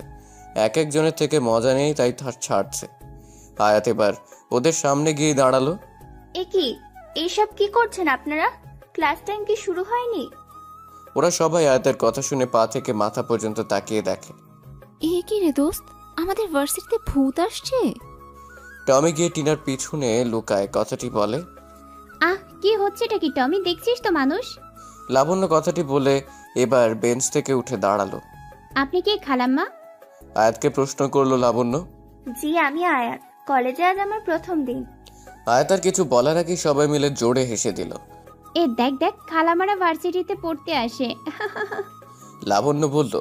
আয়াত গম্ভীরভাবে বলল, দেখুন, আমি মোটেই খালাম্মা নই। তাই বুঝি? তাহলে এমন ঢোলা ঢালা বোরকা আর এইসব হাত মোজা পা মোজা এগুলো কি? এইসব বুঝি এখনকার নিউ ফ্যাশন? লাবণ্য বলছে, আর ওর চেলাপেলারা হেসে লুটোপুটি খাচ্ছে। দেখুন, আমি আপনাদের মতো আল্ট্রা মডার্ন না। আমি আমার মায়ের শিক্ষায় বড় হয়েছি। যেটাকে আপনি ঢলা ঢলা বোরখা বলছেন, সেটাকে ইসলামের দৃষ্টিতে অনেক সম্মান এবং মর্যাদা দেওয়া হয়েছে। এটাকে পর্দা বলে, যা নারীর সৌন্দর্যকে আরো বাড়িয়ে তোলে। এসব তো আপনারা বুঝবেন না, কারণ আপনাদের চোখে ডিজিটাল যুগের চশমা পরে আছেন। আমি পর্দা করি কারণ এই পর্দা আমার রক্ষা কবচ। এই পর্দায় আমার নিরাপত্তা দেয়, এবং এই পর্দাই আমার রাসূলের নির্দেশ। আমি আমার রাসূলের নির্দেশ অমান্য করে জাহান্নামে যেতে চাই না। একদমই বলে কথাগুলো আয়াত। তাই বুঝি? আবারও হেসে দেয় সবাই। অনেক কথা জানো তুমি? তারপর সেই ছেলেটার দিকে ঘুরে তাকিয়ে লাবণ্য আবার বলে, তো কি যেন বলছিল ছেলেটা? সিনিয়র আপুকে প্রপোজ করা যাবে না, তাই তো? ঠিক আছে, এই খালাম্মা তো তোরই ক্লাসমেট, নে একে প্রপোজ কর। কি হলো, কর। ধমক দিয়ে বলল। ছেলেটি ভয়ে ভয়ে আয়াতের সামনে এসে দাঁড়ায়। অতিরিক্ত নার্ভাসে ছেলেটির কপাল থেকে ঘাম ঝরছে। যখনই হাতের ফুলটা আয়াতের সামনে এগিয়ে দিল, ছেলেটি পিছনের থেকে কারো মৃদু কণ্ঠের আওয়াজ আসলো। কি হচ্ছে কি এখানে? সবাই হা হয়ে আছে। নেহাল, রোজ, টমি, মোনা, টিনা বলল। লাবণ্য তাকিয়ে শুধু হা হয়ে আছে, মনে মনে বলছে, এত সুন্দর ছেলেটা, wow so cute, handsome, dashing boy, কি বডি ফিগার, একদম হিরো টাইপ ছেলেটা। একে যদি আমার বয়ফ্রেন্ড বানাতে পারতাম। কথাগুলো বলছে আর মনে মনে গদগদ হচ্ছে। আমি কিছু জিজ্ঞেস করেছি, এখানে কি হচ্ছে? তার আগে বলেন আপনি কে? নেহাল তাকে প্রশ্ন করলো। আমি এখানে নিউ কেমিস্ট্রির টিচার, এখন আমার ক্লাস টাইম, তাই ক্লাস নিতে এসেছি।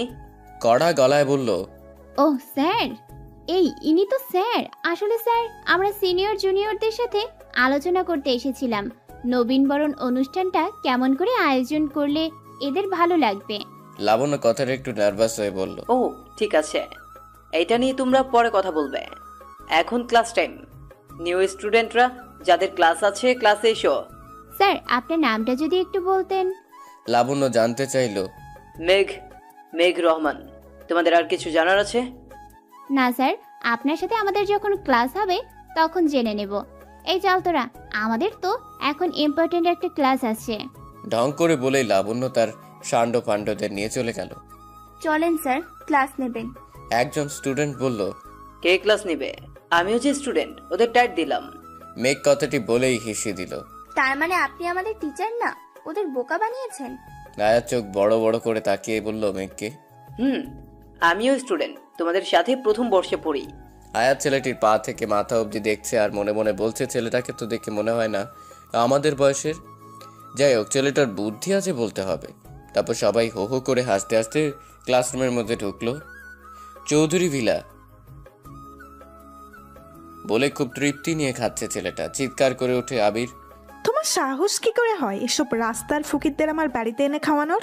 কি হচ্ছে কি নেহা? করুণ গলায় বলে। ছেলেটা খাওয়া বন্ধ করে নেহার দিকে হা করে তাকিয়ে আছে। তোমাকে আমি আগেও বলেছি এসব রাস্তার জলচান আমার বাড়িতে ঢুকাবা না। আমার একটা স্ট্যাটাস আছে। এক্ষুনি আমার একজন বড় ক্লায়েন্টকে বাড়িতে আসতে বলেছি। সে যদি এসে আমার নোংরা বস্তির ছেলেকে এখানে দেখে তাহলে আমার প্রেস্টিজের কি অবস্থা হবে তুমি বুঝতে পারছো? ছেলেটার খুব ক্ষুধা লেগেছিল, 2 দিন ধরে কিছু খাইনি, তাই আমি। কথা শেষ করার আগেই বলল, তাই তুমি ছেলেটাকে আমার বাড়িতে নিয়ে আসবে? চেহারাটাই নোংরা করে ফেলেছো। এই ছেলেটাকে এক্ষুনি এখান থেকে বিদায় করো। সকিনা, ছেলেটি চলে গেলে চেয়ারটা ভালো করে ধুয়ে পরিষ্কার করে দিস তো। জি বড় ম্যাডাম, সকিনা এই বাড়িতে দীর্ঘদিন যাবৎ কাজ করছে। ছেলেটি চেয়ার ছেড়ে উঠে দাঁড়িয়ে বলে চলে গেল। আবিরের আর সহ্য হচ্ছে না, রাগ কন্ট্রোল করতে না পেরে বলেই ফেলে, বাহ নেহা বাহ, ছেলেটা চেয়ারটায় বসেছিল বলে তুমি চেয়ারটাই ধুয়ে ফেলতে চাও, অথচ নিজের মধ্যে বসে থাকা ময়লা সেটা তুমি পরিষ্কার করবে কিভাবে? মুখ সামলে কথা বলো আবির, ভুলে যেও না আমি তোমার স্ত্রী। স্ত্রী? স্ত্রী শব্দটার মানে বোঝো তুমি? না, তুমি বোঝো না। তুমি বোঝো শুধু অহংকার আর তোমার নিজের স্বার্থ। তাই বুঝি? স্বার্থপর কি শুধু আমি একা? তুমি নও? আজ পর্যন্ত নিয়েছো ছাড়া কি দিয়েছো? তুমি আমার আবার বড় বড় লেকচার দিচ্ছ। কি দেইনি তোমায় আমি? আমার পরিবার, ভালোবাসা সব ছেড়েছি তোমার জন্য আমি। ভালোবাসা? তোমার ভালোবাসা মানেই তো ওই ধ্যারধারা গেও মেয়েটা। কি পেয়েছিলে মেয়েটার থেকে তুমি বলো তো? আমাকে দেখো, আজ তুমি যা তার সবই আমি তোমাকে দিয়েছি। তোমার টাকা, গাড়ি, বাড়ি, সম্পদ, ঐতিহ্য সব সব আমার টাকাই কেনা। ভুলে যেও না মিস্টার আবির খান, ও সরি আবির চৌধুরী। তোমার নামের সাথে যেই পদবিটা এখন ব্যবহার করো ওটাও কিন্তু আমারই দেওয়া। ব্যাস, অনেক বলেছো তুমি। কোনো কিছু লোভই আমার নেই। আর কাকে তুমি গেও মেয়ে বলছো? আমি তো আমার আগের জীবনটাতেই ভালো ছিলাম। আজ আমি তোমার সাথে এখানে আছি সেটা শুধুই লাবণ্যর জন্য। সেই দিনটা তোমার মনে আছে নেহা? তোমার জন্মদিনের পার্টিতে শরবতের সাথে আমাকে তুমি ঘুমের ওষুধ মিশিয়ে দিয়েছিলে। আমাকে পাওয়ার জেরে তুমি আমার সাথে যেই নোংরা খেলাটা খেলেছিলে সেদিন রাতে, তোমার সেই রাতের নোংরা খেলার ফসল আমাদের মেয়ে লাবণ্য। আমি তো কিছুই জানতাম না। আমি আমার আর আরি, যাকে আমি ভালোবেসে বিয়ে করেছিলাম, তাকে আর আমাদের সন্তানকে দেখতে গিয়েছিলাম। কিন্তু তুমি আমার আগে সেখানে পৌঁছে গিয়েছিলে 1 বছর বয়সের লাবণ্যকে নিয়ে। আমি তোমাকে বিয়ে করতে চাইনি। আরি বলেছে ইসলামে দ্বিতীয় বিয়ে জায়েজ আছে। আমি তোমায় বিয়ে না করলে লাবণ্য হবে সমাজের অবৈধ সন্তান। তার কথাই আমি তোমায় বিয়ে করেছি। আর তুমি বিয়ের পর নানানভাবে লাবণ্যকে মেরে ফেলার হুমকি দিয়ে আমার পরিবারের কাছ থেকে আমাকে আলাদা করেছো। আমাকে বাধ্য করেছো আমার পরিবারের কাছে ঘৃণার পাত্র হতে। আমি কোনো নোংরা খেলা খেলিনি আবির। আমি তোমাকে ভালোবেসেছিলাম। তোমার অফিসের বস ছিলাম আমি। আমার রূপ সৌন্দর্য সবতেই আমি তোমায় ধরে রাখতে চেয়েছি, কিন্তু তুমি কখনো আমাকে পাত্তা দাওনি। আমি তোমায় আরও আগে পেতাম, কিন্তু যখন বাবার অসুস্থতার জন্য লন্ডনে গিয়ে ভিসার সমস্যায় আটকে পড়ি, আমি নিশ্চিত ছিলাম নেক্সট 5 বছরে আমার অফিস তুমি ছাড়বে না, কারণ তোমার কন্ট্যাক্ট পেপারে সিগনেচার করা ছিল। যদি তুমি জব ছাড়া চেষ্টাও করো তাহলে তোমার জেল হতে পারে। আমি লন্ডনেই তোমার সন্তানকে ভূমিষ্ঠ করি। যখনই ফিরে আসি শুনি তোমার বিয়ে হয়ে গেছে, একটা মেয়েও হয়েছে। তখন আমার খুব কষ্ট হয়, আর তাই তোমাকে নিজের করে নেই। কে চায় সতীনের ঘর করতে? তাছাড়া আমার তো কোনো কিছুর অভাব নেই, তাহলে কেন আমি আমার স্বামীর ভাগ অন্য কারোর সাথে শেয়ার করব? এর জন্য আমি তোমাকে তোমার সব মায়াচাল থেকে দূরে সরিয়ে এনেছি, কিন্তু তার বিনিময়ে তোমাকেও আমি অনেক কিছু দিয়েছি। কিচ্ছু দাওনি তুমি আমায়। তুমি শুধুই আমাকে চেয়েছো, কিন্তু কখনো ভালোবাসতে পারোনি। তুমি তোমার জেদ আর অহংকারে অনেকগুলো জীবনকে নষ্ট করে ফেলেছো, এমনকি নিজের মেয়েটাকেও বিগড়ে দিয়েছো। লাবণ্য বাড়িতে ঢুকছে, হঠাৎই দরজার কাছ থেকে আবিরের শেষের কথাটি শুনে ফেলে। ও ড্যাড, তুমি মমের সাথে কিভাবে কথা বলছো? চিৎকার দিয়ে বলে, দেখ না লাবু, তখন থেকে তোর ড্যাড আমার সাথে কি খারাপ ব্যবহারটাই না করছে। বলছে আমি নাকি তোকে বিগড়ে দিয়েছি। কাঁদো কাঁদো কণ্ঠে বলছে নেহা। তোমার এসব নাটক বন্ধ করো নেহা। এই নাটকগুলো করেই তুমি আমার চোখে এত নিচে নেমে যাচ্ছ। দেখো ড্যাড, আমার মমের সাথে তুমি এমনভাবে কথা বলতে পারো না। আর মম, আমার 2 লক্ষ টাকা লাগবে, দাও তো। এত টাকা দিয়ে তুমি কি করবে লাবণ্য? কালই তো তোমার মায়ের থেকে 4 লাখ নিলে, তাই? আবির কথাটা বলে এর আগে দৃষ্টিতে তাকালো লাবণ্যর দিকে। তুমি চুপ করো। আমার টাকা আমার মেয়ে যেভাবে ইচ্ছে হয় খরচ করবে, যত লাগবে তত নেবে। আমার যা আছে সবই তো ওর। লাবণ্যর মাথায় হাত বুলিয়ে বলছে নেহা। বলে এই বয়সে এত টাকা উড়াবে? কখনো জিজ্ঞাসা করেছো তোমার মেয়ে করে কি এত টাকা নিয়ে? না, আমার জানার কোনো প্রয়োজন নেই। আর একটা কথা তুমি শুনে রাখো, আমার মেয়ের ব্যাপারে নাক গলাতে আসবে না। আবিরের মুখের সামনে আঙ্গুল তুলে নেহা কথাটা বলে। আবির নেহার আঙ্গুলটা নামিয়ে দিয়ে, একদিন বুঝবে তুমি নেহা, তুমি কত বড় ভুল করছো, কিন্তু সেদিন খুব দেরি করে ফেলবে। আর তুমি যদি ভেবে থাকো মেয়েকে দিয়ে আমাকে দুর্বল করতে পেরেছো, তাহলে সেটা ভুল ভাবছো। কারণ তুমি এটা বোঝো না, মেয়েটা তোমার সেই চেষ্টাকে কাজে লাগিয়ে নিজের স্বার্থ পূরণ করে। হাজার হোক তোমারই তো মেয়ে, হয়েছেও তোমার মতন, বলেই চলে যায় ওখান থেকে। ওদিকে আয়াত তার দাদুর সাথে ভার্সিটি থেকে বাড়ি ফিরেছে। মাম্মাম, কোথায় তুমি? খুব ক্ষুধা লাগছে, তাড়াতাড়ি এসো না, কিছু খেতে দাও। দাদু ভাই, ভার্সিটির প্রথম দিনটা তোমার কেমন গেল? আয়াতের দাদি একটু মুচকি এসে আয়াতের পাশে বসে জিজ্ঞাসা করলো। আর বলো না দাদি, আসলে আজ আয়াত আজকে সব ঘটনা খুলে বলল তার দাদিকে। কি বলছো কি দাদু ভাই? তাহলে তো ওরা তোমাদের পিছনে আবার লাগবে। আমি কতবার বলেছি মেয়েটা বড় হয়েছে, বিয়ে দিয়ে দিতে, কিন্তু শুনলো না। এরা লেখাপড়া করাবে, যদি কোনো বিপদ আপদ হয় তাহলে সেই দায়িত্ব কে নেবে? আহা রেহানা, তুমি এত চিন্তা কেন করছো? আমাদের দাদুভাই খুবই বুদ্ধিমতী মেয়ে, তুমি অযথাই চিন্তা করছো। ওর কিছু হবে না। ও সব ছেলে মেয়েদের 3 বেলা মেরে সোজা করতে হয়। বাবার টাকায় আশকারা পেয়ে পেয়ে এমন হয়েছে। এমন ভাবে বলছো যেন তুমি ওদের মারার ক্ষমতা রাখো। একটা কথা শুনে রাখো, আমার দাদু ভাইয়ের যদি কিছু হয় তাহলে তোমার খবর আছে। ঠিক আছে, আমার খবর বানিয়ে তুমি টেলিভিশনের পর্দায় দেখিয়ে দিও। কি বললে তুমি? আয়াত দেখছে দাদা দাদির ঝগড়া। আহ, থামবে তোমরা? আর দাদি, লেখাপড়াটা আমার স্বপ্ন, আমি কি খারাপ ভাবে চলি বলো? আমি যদি আমার ইসলামে উল্লেখিত নির্দেশগুলো না মেনে চলি, লেখাপড়া করি, তাহলে দোষ কোথায়? তুমি অন্য কারোর আচরণের উপর ভিত্তি করে আমাকে কেন লেখাপড়া ছাড়তে বলছো? কিন্তু দাদু ভাই। কোনো কিন্তু না। এই ছোট্ট একটা বিষয়কে তোমরা এত বড় কেন করছো? দেখছো তো আমার ক্ষুধা লাগছে, মামুনকে বলো না খাবার দিতে। আরিয়া এসে, মামুনি খাবার টেবিলে গুছিয়ে রেখে এসেছি, খাবে চলো। আসলে চোখটা লেগে গিয়েছিল, তাই উঠে রান্না করতে একটু দেরি হয়ে গেল। ঠিক আছে মাম্মাম, চলো। আর তোমরা একটুও ঝগড়া করবে না, এই বলে দিয়ে গেলাম, নইলে তোমাদের সাথে আজ সারাদিন আমার কথা বলা বন্ধ। জানালার গ্রিল ছুঁয়ে দাঁড়িয়ে আছে আবির। আকাশের চাঁদটাকে দেখছে আর নিজের মাঝে জমানো সব কথাগুলো তুলে ধরে মনকে প্রশান্ত করছে। সারাদিনের যত অপেক্ষা হয়তো ওই আকাশের চাঁদটার জন্যই, যে শুধুই তাকে শুনবে, কখনো ভুল বুঝবে না, ঠকাবেও না। আর এভাবেই তার জীবনের এতগুলো বছর পার হয়েছে। ওদিকে আরিয়া গভীর রাতে তাহাজ্জুদের সিজদার মাঝে লুটিয়ে পড়ে নিজের সকল দুঃখ, কষ্ট আর বেদনা জমা করে রাখছে। স্রষ্টার দরবারে নিজেকে সমর্পণ করছে। কে জানে অপর পাশের মানুষটা কেমন আছে, হয়তো ভালোই থাকবে। আচ্ছা মাম্মাম, তোমরা তাহাজ্জুদের সিজদাগুলো এত লম্বা হয় কেন? আয়াত তার মাম্মামকে জিজ্ঞাসা করছে। কারণ সিজদায় আল্লাহ রাব্বুল আলামিন আমাদের অতি নিকটে থাকে। তাহলে তো যে কোনো নামাজের সিজদায় আমরা আল্লাহ রাব্বুল আলামিনের অতি নিকটে সাক্ষাৎ পেতে পারি।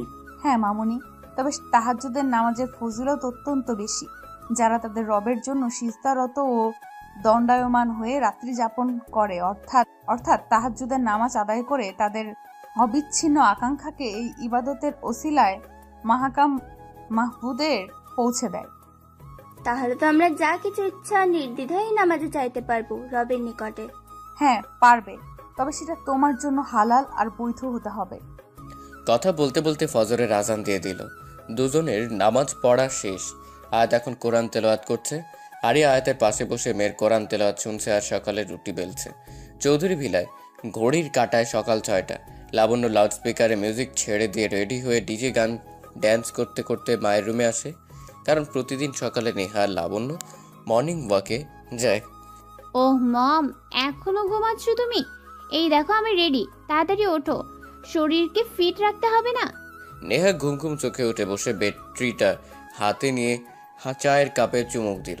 ওহ লাবু মাই বেবি, আর একটু অপেক্ষা করো, আমি রেডি হয়ে আসছি বলে চায়ের কাপটা রেখে ওয়াশরুমে ঢুকে পড়লো। কিছুক্ষণ পর নেহা আর লাবণ্য যখন বাড়ি থেকে বের হবে তখন আবির ফজরের নামাজ পড়ে তাসবিহ হাতে বাড়িতে ঢুকছে। এত সকালে যখন মা মেয়ে ঘুম থেকে উঠেই পড়েছ, তখন ফজরের নামাজটা পড়ে নিলে কি হয়? নেহার কানে হেডফোন থাকায় আবিরের কথাটা শুনতে পায়নি, নইয়ে কুরুক্ষেত্র লেগে যেত। লাবণ্য শুনতে পেয়ে পিছনে ঘুরে তাকিয়ে আবিরের সামনে এসে বলল, ওহো ড্যাড, তুমি যেটা করছো করো না, আমাদের ব্যাপারে কেন নাক গলাতে আসো? তুমি তোমার নামাজ নিয়ে জান্নাতে যাও কেমন, আর আমরা আমাদেরটা বুঝবো। আবির কিছু বলতে যাবে তার আগেই লাবণ্য চলে যায়।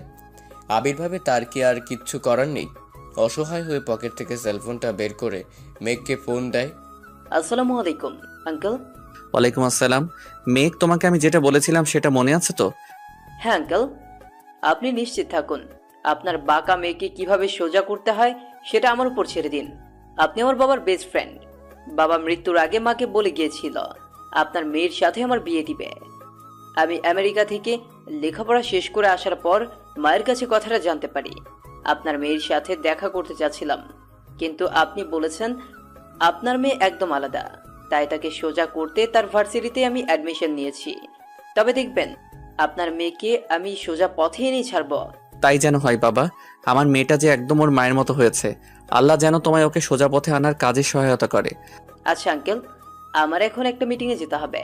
সারাদিন ভার্সিটিতে থাকবো, তাই অফিসে যেতে পারবো না। এই জন্য এখন মিটিংটা অ্যাটেন্ড করতেই হবে। পরে কথা বলবো। আল্লাহ হাফেজ। আল্লাহ হাফেজ।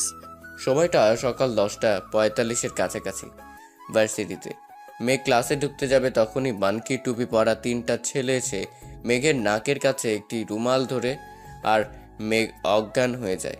তারপর মেঘের হাত পা বেঁধে কালো কাপড় দিয়ে মুখটা ঢেকে দেয়। ছেলেটা 3টা মেঘকে একটা ফাঁকা রুমের দিকে নিয়ে যাচ্ছে। আয়া দূর থেকে ব্যাপারটা দেখে এগিয়ে আসে বিষয়টা কি বুঝতে। লাবণ্য ছেলেটাকে ধরে এনেছিস, কালকে আমাদের সাথে যেটা করেছে তার শাস্তি ওকে দেওয়া লাগবে বলেই নিহাল মুখ থেকে নিজের মাঙ্কিটা খুলে ফেলে। আয়াত রুমের বন্ধ জানালাটা একটু ফাঁক করে বাইরে থেকে ব্যাপারটা দেখে চমকে যায়। বল, লাবুয়ের সাথে কি করতে চাস তুই? বলে এবার তুমি মানকি খেলে। আয়াত ব্যাপারটা দেখছে কিন্তু বুঝতে পারছে না কালো কাপড়ে মোড়ানো মুখের ছেলেটাকে, যাকে এরা এভাবে ধরে এনেছে। আরে কি আর করবি, ওর মুখে কালি মাখিয়ে পুরো ভার্সিটি আজ ঘোরাবি লাবু। এতে এন্টারটেইনমেন্ট হবে আর সব স্টুডেন্টরা ফ্রিতে ফুর্তিও নিতে পারবে।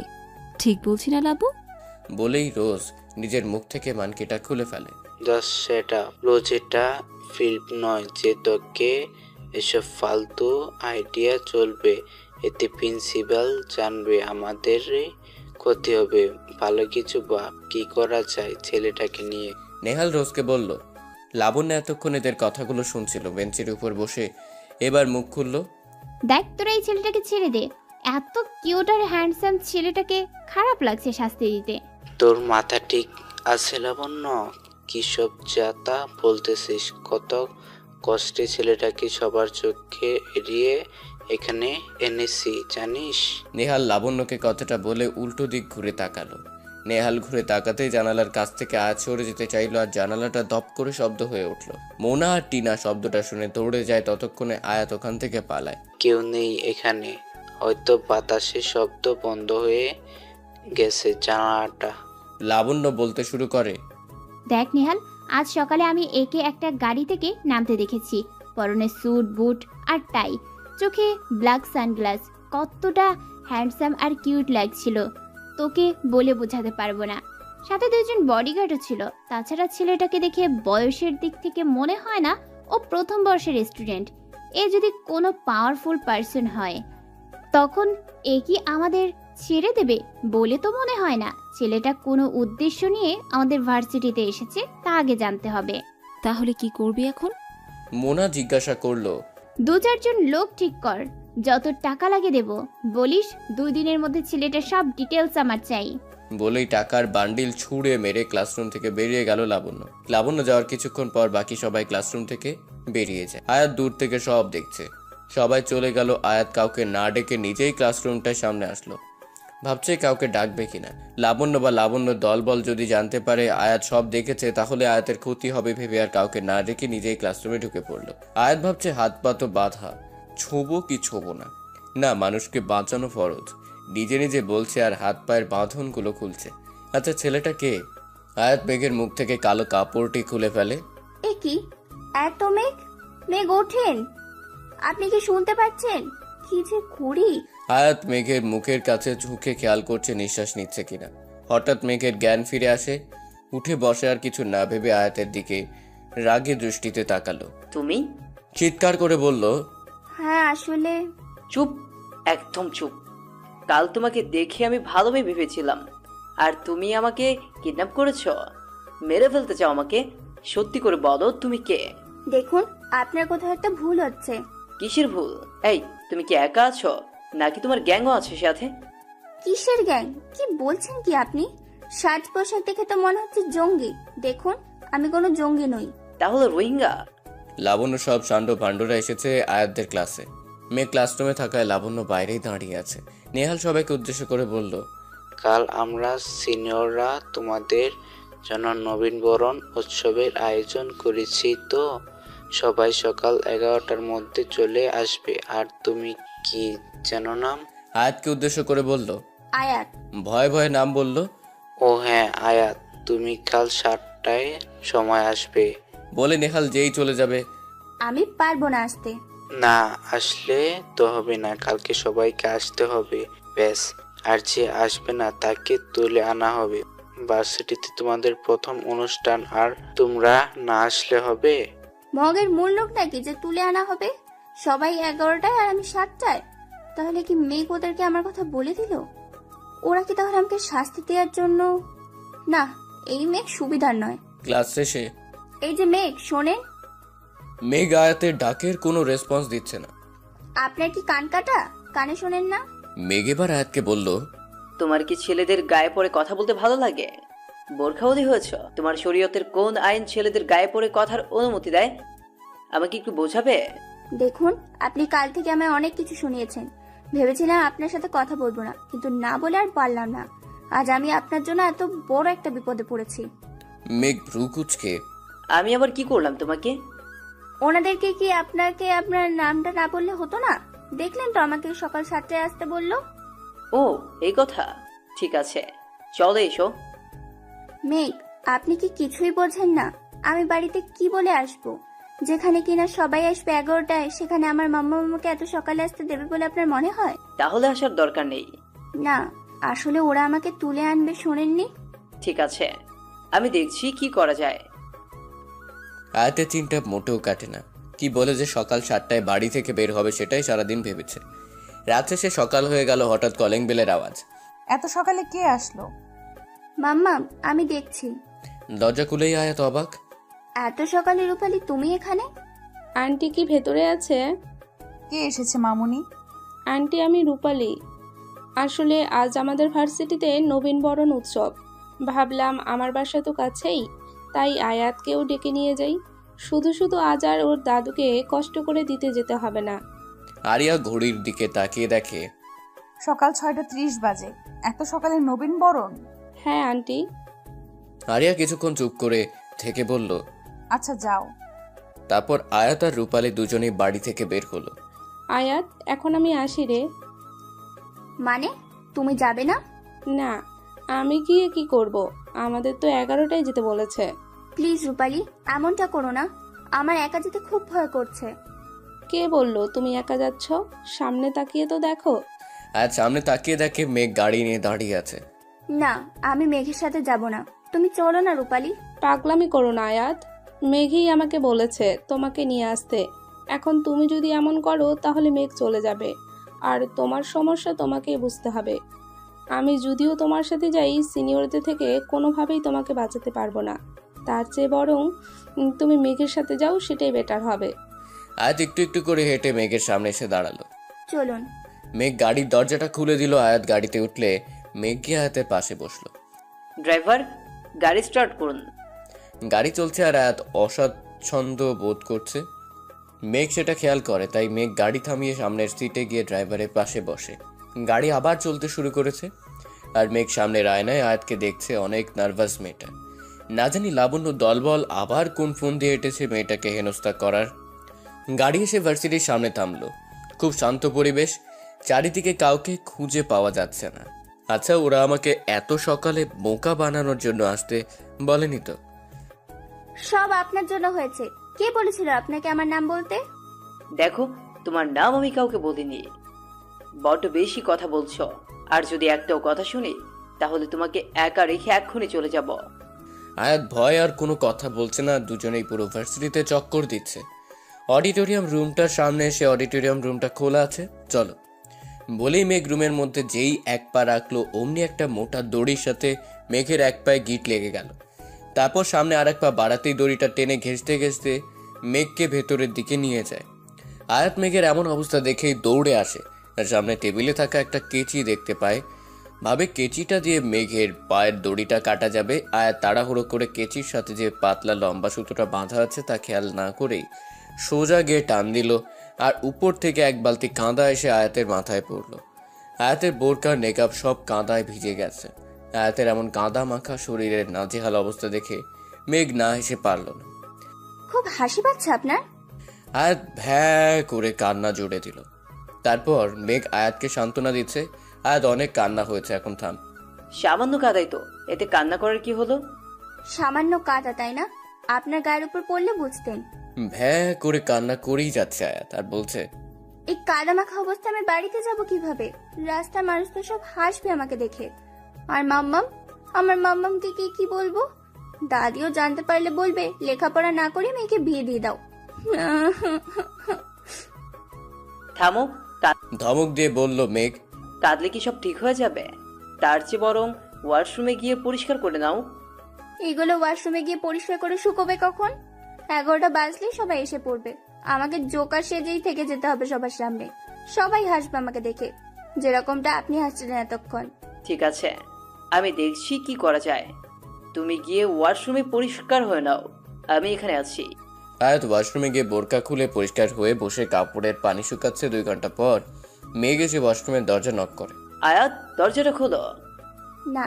খোলো বলছি। কি বলছেন আপনি? মাথাটা ঠিক আছে? আহা খোলো আয়াত, 1 মিনিটের জন্য। বললাম তো খুলবো না, আমার পর্দা নষ্ট হয়ে যাবে। আমি বলছি হবে না, সামান্য একটু খুললেই হবে, নইলে কিছুক্ষণ পর সবাই আসলে তখন বুঝবে। দরজা খুলে আপনি কি করবেন? শুধু এই ব্যাগগুলো দিব তোমায়। কিসের ব্যাগ? দেখলেই বুঝতে পারবে। আয়াত ওয়াশরুমের দরজাটা সামান্য একটু খুলে হাত বাড়াতেই মেঘ আয়াতের হাতের পানে চেয়ে রইল।